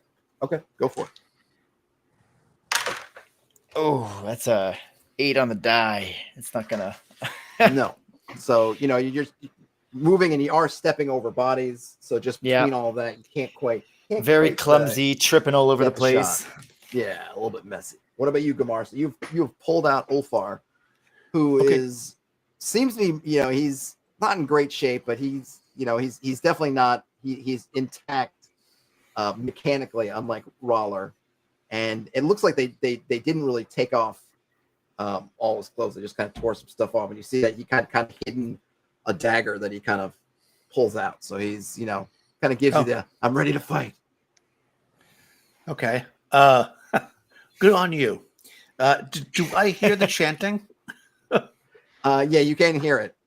Okay, so it's a little bit is hard that because Rawler butcher block keeps moaning and calling out in pain, and you're like, shh. is that butcher block in line with the door? It is no, it's not, because it's like the room's sort of like an L. Okay. All right. I'm gonna run towards the door, but not through it. I'm gonna try to shoot an arrow down the hallway and hit. Right. Unfortunately, you got a bunch of stuff at this point. You're kind of blocked, line of sight blocked, but you got your arrow. You got your arrow in and loaded, as it were. Now it's I'll run forward. If I get up there and it's just impossible. Yeah, you're so you can be kind of next to, what's the boy's name again? Kraz, who's sort of in behind. Oh, actually, Kraz is there. Now. Yes. Yeah, I want to get on. Kraz, I want to get on. Kraz be belatedly following the order to attack. So this is what I want to do then. I want to run up and jump on Kraz's shoulders, so I'm taller than everybody else, and then shoot my bow down the corridor. Yes. Give me a roll under Dex. I have a 14 Dex. That's like a superstar, and I rolled 14 exactly. Wow. It's not very superstar, but you are able to come in. You have to duck down a little bit because it's not that high a little bit, so you can kind of get over. Well, he definitely give me your bow shot because he's pulling off a Legolas right now. That's right. Oh, 17, 18. That's gonna hit. Yeah. I'm trying to shoot the lady if I can. Right. Yeah, you can't see her, but you can knock down. So you can pick either the guy who's basically at this moment blocking Brother Dirge, or the guy who's next to Brother Dirge. Blocking. Okay. 5 points of damage. Yep. And any way you want to narrate the crumpling down of this, taking out of this particular cannibal. Yeah. I shoot him in the kneecap, but then he just falls forward with his face onto Brother Dirge's blade. Oh, nice. And he's just pulling the blade out of the ground of his other victim, and this guy's head goes and just falls and slices right. Brother Dirge will probably count that as one of his kills, but I know that I did it. In your heart of hearts, but because it fell forward, you can't see the arrow. So for everybody looking on, they just saw this flash, and then Brother Dirge seeming to, without any effort at all, taking out another cannibal. I think, is that everybody? I'm not missing anybody. I think so. Yeah. Yeah, that's everybody. All right. So you guys are obviously all focused. Brother Dirge, you're in front when everything just seems to dim. And as this darkness is enfolding you, eyeballs start to open up in this darkness. And the eyeballs open, and they seem to sort of surround you. And then as they're kind of moving around and wrapping themselves around you, the darkness folds again. And when it unfolds, you are in a room. And you feel the floor feels spongy. It feels fleshy. There's just it feels like a draft of air, but pungent, putrid air, just kind of wafting over you, back and forth, back and forth. There are some candles in the corners of the room, but you can see where the walls are nearest to the candles, it looks like skin that's been burned in a way. And in the back of this room, as it kind of has sort of a very round organic shape, there's a big bulbous sack hanging from the bottom, or the top rather, hanging towards the bottom. Okay. Okay. So what kind of sicko wrote this? It's disgusting.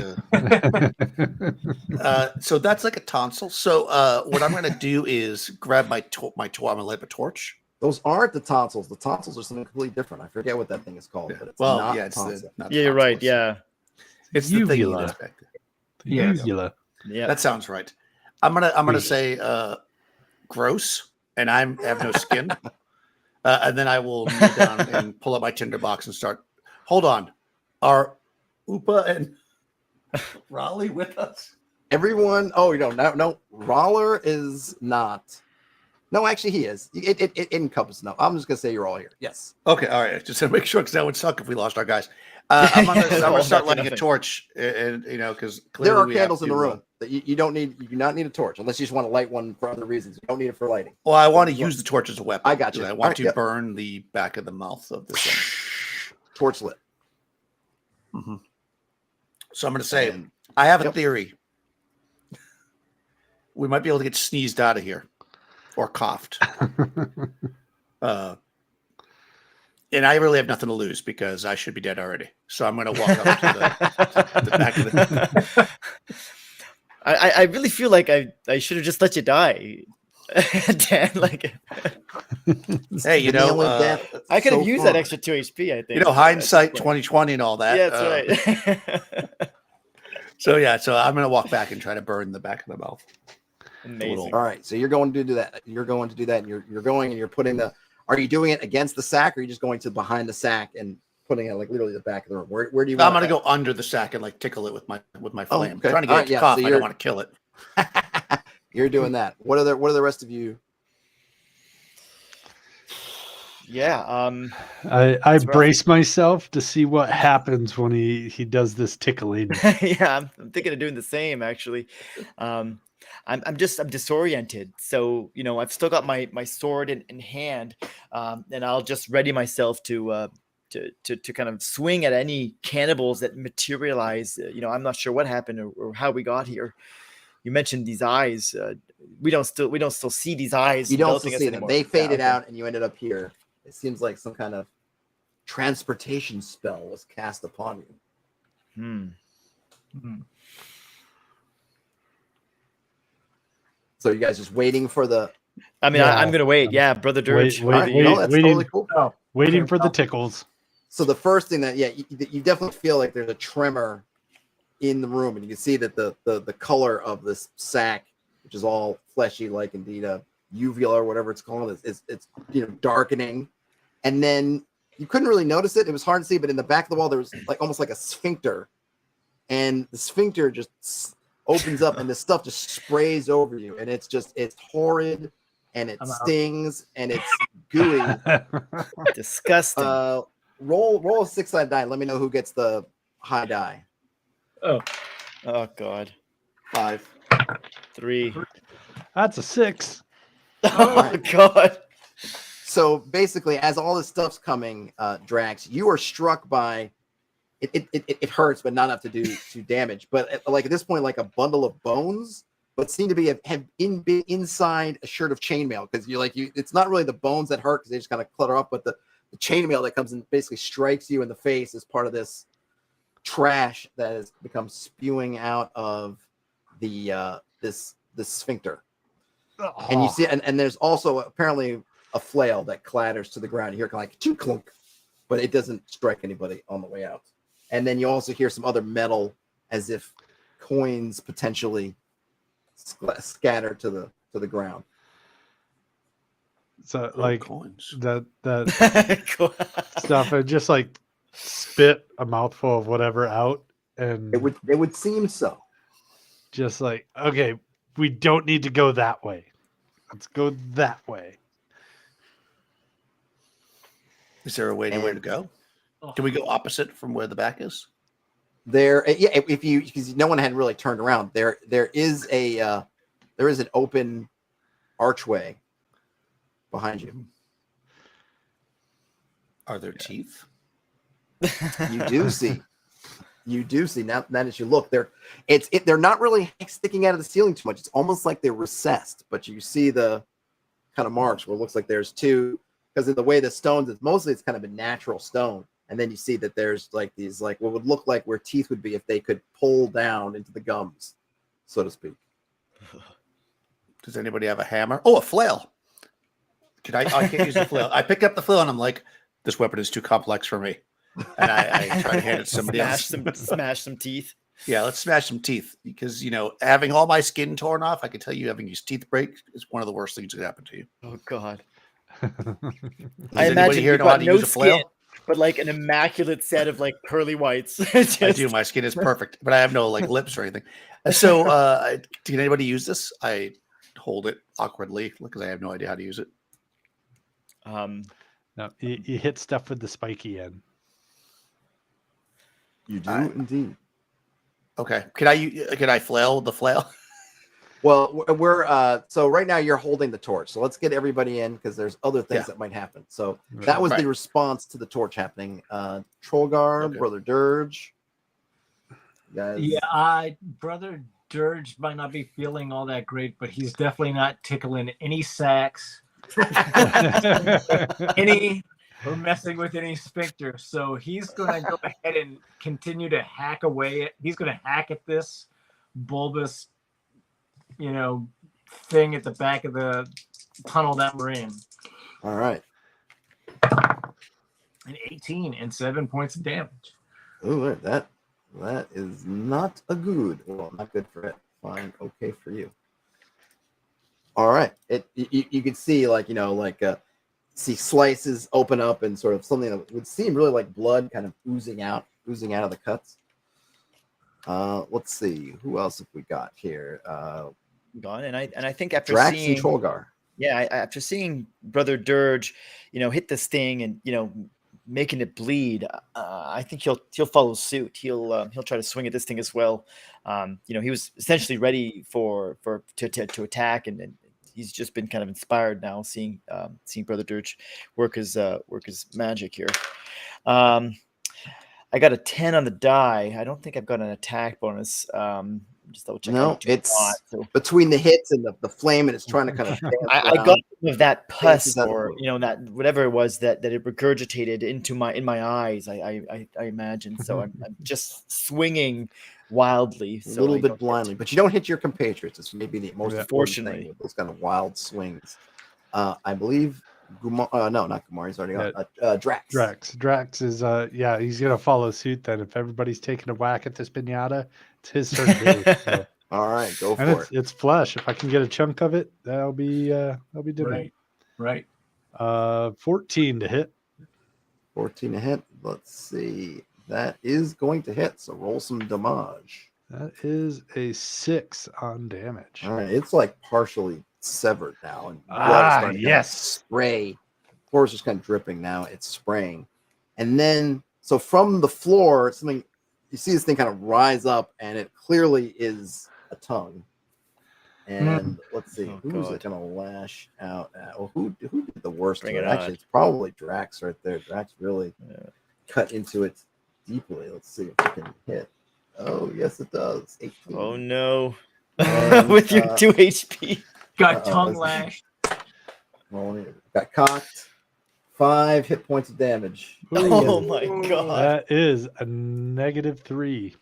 All right. So, do you want to take over Kraz for the moment? And I'll let you just act independently since Kraz goes by the beat of his own drum. Anyway. Sure. So you see the tongue lashes out and hits Drax, and Drax just goes kind of backwards, stumbles over the teeth, and the teeth just go and just. Oh my God. And then not only that, but it's all happening in a moment, so it almost seems to slow down, where almost like a gravitational pull, a wind from that sphincter, and Drax's body just goes between you guys and goes into the sphincter and gone. Swallowed. Swallowed, as it were. Ugh. Oh, Wow. Okay. Okay. This is not great.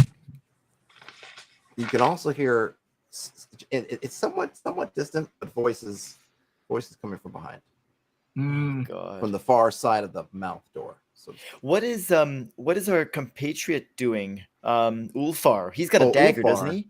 yeah, he does.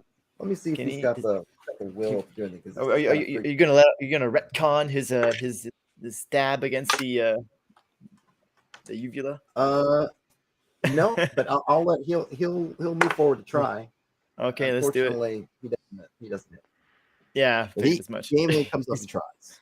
And you do see, for his credit, Waller looks like he would try to do something, but since his hands are broken, his feet are broken, he's just and then kind of slumps back. He's to just the ground. looking just horrified, I imagine. Yeah. Just can't move. Can't do anything, but he's trying. You can tell in his eyes and his heart, he's trying. But All it does so you look like guys we've are up. hurt this thing, right? I mean, if the damage to the uvula is any indication, Right. then yes, you have.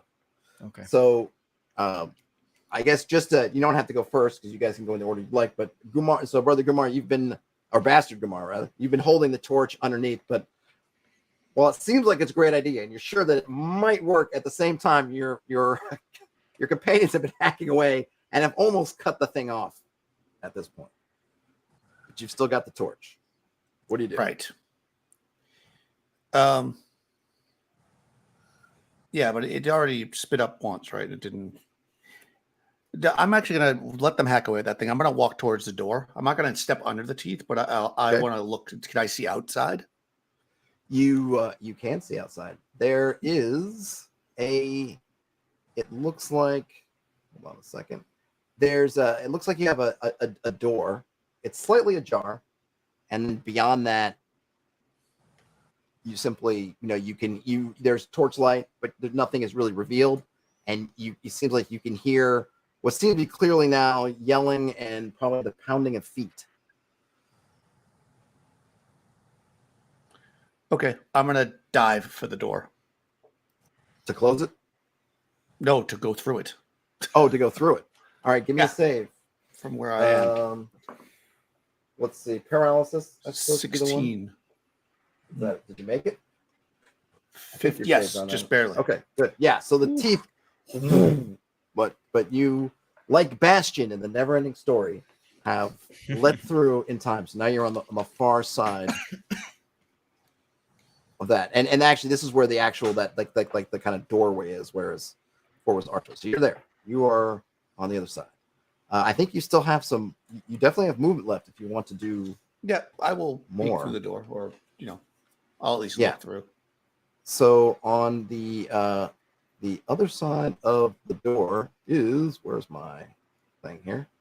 It looks like there's actually some kind of sleeping chambers, and you actually see that there's a number of these cannibals kind of curled up, sort of sleeping. You can hear them kind of breathing softly, snoring. And with their back to you is one of those gold-covered females, and she's like she's kind of looking at the cannibals, kind of walking around them a little bit while they sleep, but her back's to you right now. Okay. Well, I will wait here in the shadows until the night comes around to me again, because I'm assuming that's all I can do, and then I will plug her with an arrow. All right. So that is Bastard Gumar. All right, who wants to go next? I'll go ahead and attack this thing again. 16 and 6. That is a hit. And All right. does this deja vu remind me of anything I've seen? Maybe, in a dream state? What kind of thing are you looking for? What kind of insight? Well, I was just wondering if the mouth inside of the mouth was something that we might have seen in an image in our nightmare. Oh, I mean, it's yes, it is. Like it's a little bit hard to tell because you're kind of on the inside, but it would seem like the mouths that were talking to you were all reflections or mirror images in various sizes of this mouth. But that severs. So yeah, the sack drops and just kind of flattens a little bit, and more just kind of oozy blood stuff. Blood is spraying from the ceiling, and the whole mouth starts to just spasm, and the teeth are kind of coming out, closing. It's quivering, and then the sphincter starts to just blow, just all kinds of like liquid and stuff. But there's obviously something else coming on because Daniel, you're kind of caught. Everyone else just starts to tumble forward, and you are you're caught in it, but it seems to propel you in a more than physical way, because you know that there's like a room here, but you don't. Everything just seems to kind of blur, and the next thing you know is from some hole in the hillside, you are just ejected, covered in soppy goo, and you're all tumbling down the side of the hill, and until you land in the turf, maybe 150 feet, 200 feet from where you entered the cave, including Roller and Ulfar, who Roller surprisingly survives. That was the easiest ride he's had so far, because he could roll on his side and not have to hit his limbs. And we're gonna call that an adventure. Ooh, That's All right. amazing. All right. We got spit out at the end. You got Covered in spit out, mucus, covered and in mucus and goo, but you did rescue us. So like, partial victory. The menace is still out. That's still there, in there. But your Is compatriots are Drax's body there? safe. Drax's body's not there. Oh, because his body was nutritious. Yeah. it just- totally. I like that you're not thinking like maybe we could take him to a friendly cleric and res him. It's no. Oh, No. His body is There's- So tasty. I don't know, Monkey. Do you have the class sheet up? Could you read that off? I mean, I think it's great. The flavor there. I was hoping that we could. Throw his head to Kraz. Because just see if I can pull it up here. Well, I have played a lot of games over the decades, but I have never been expectorated That's right. out of a hillside before. There's a first for everything. Yeah. So just reading from the degenerate cannibal class here, it just says the body of a degenerate cannibal is delectable and especially nutritious. One body can be divided into 3d6 pieces of meat, rotting in 1d4 days. If eaten raw, you can save versus death. On a success, it restores 1d6 HP. On a failure, you fall violently ill for 1d4 hours. So how great! I mean, I'm gonna just say I would love for his body to be there, just so we can we can eat in his memory. You know? But anyway, Yeah, enjoy. I would not. My character would not do that. Well, I was totally expecting him to get in here and be like, "My people, screw y'all." yeah, that's right. I make a deal. What about the chain Absolutely. shirt? Come on, is the chain shirt still there? Chain shirt went back in with him. Too It bad. wasn't a magic chain shirt, so Yeah, no, that's right. That was amazing, by the way. And you switched up a bunch of stuff on us, and I think that I it did. highlights a lot about the flexibility of the way that I intended Kavlov Sanctuary to really be used more as a framework or guide, right? Not a sort of a rigid adventure path or module for people to prescribe I to. mean, I figured I So- had to change it up since the author was going to be playing it. I That's wanted true. to- In fact, you had me guess. I was like, "Where the hell am I?" Half the time, I wasn't working sure where I as was going. intended. Absolutely. So, fantastic. A lot of fun, and obviously, I can't thank Anabasis or Jason, Monkey Moto, and Daniel, of course, for joining us today, and for you, Todd, for all of your hard work on the project, and for jamming us here tonight. This was a lot of fun.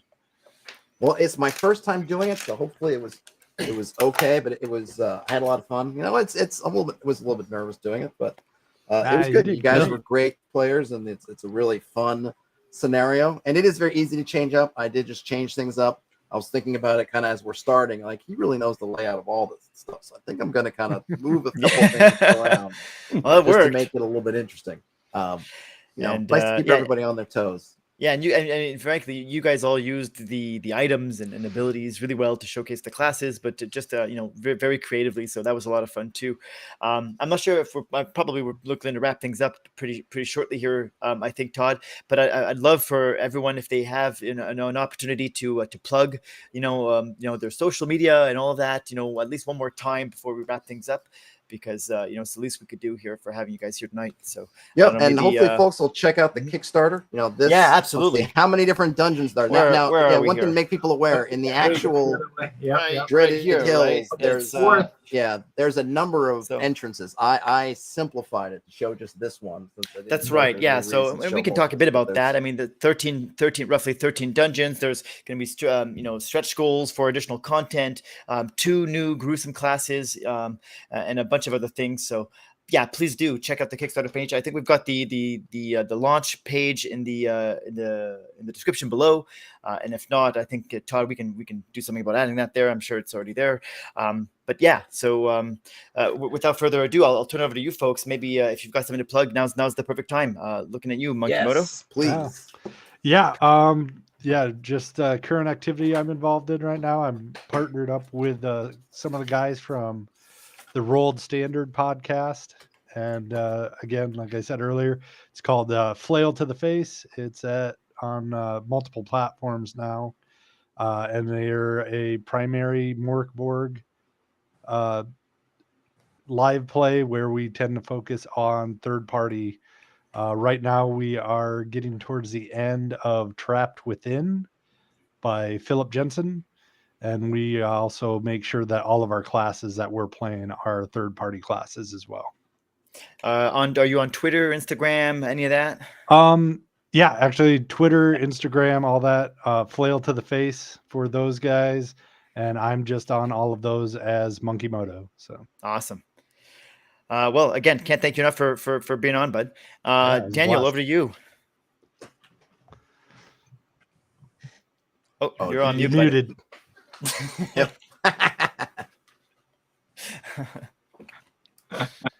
I'm very high tech, clearly.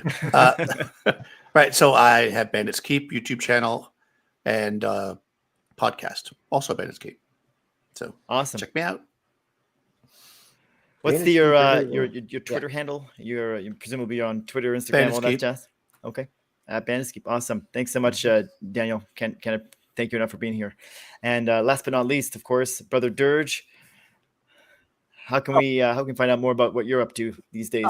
I just appreciate the opportunity to be a part of it. I enjoy RPGs as an enthusiast. I just love to be involved with as many content creators as I can. I very much appreciate the hard work that goes into the type of things that you do, Jean-Luc, as well as Todd with the Hex Press and stuff like that. And everybody out there is working so hard.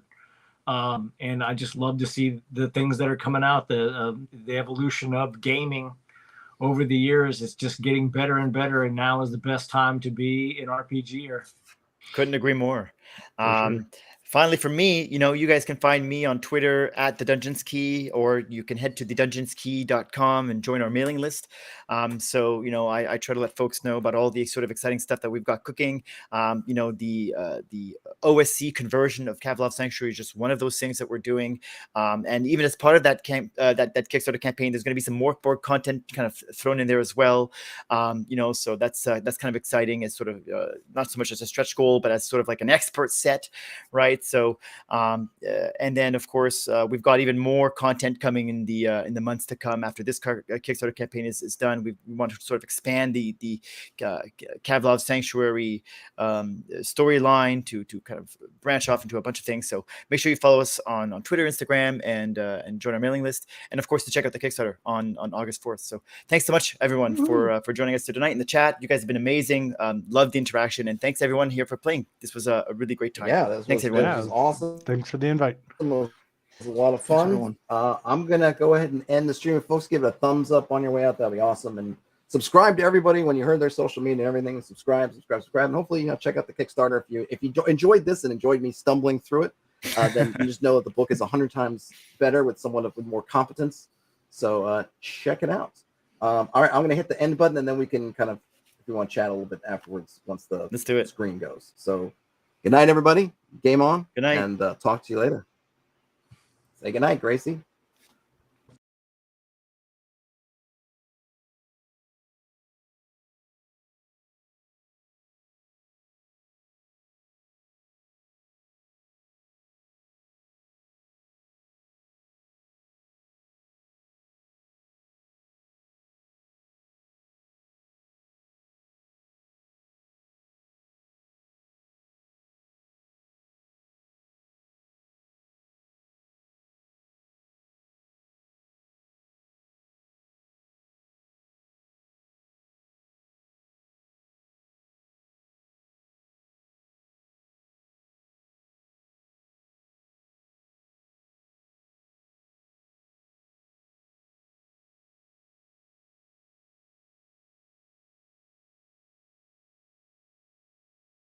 I think it auto muted us.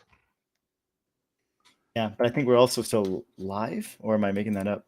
No, No, we're not. still live. I'm okay. lagging a little bit. It's off. So it's still okay. showing me the animation Got for you. whatever reason. I'm glad that it didn't. I had some times with some folks freezing, and I'm assuming that was on my end, not on your guys' end, because nobody else seemed to notice it.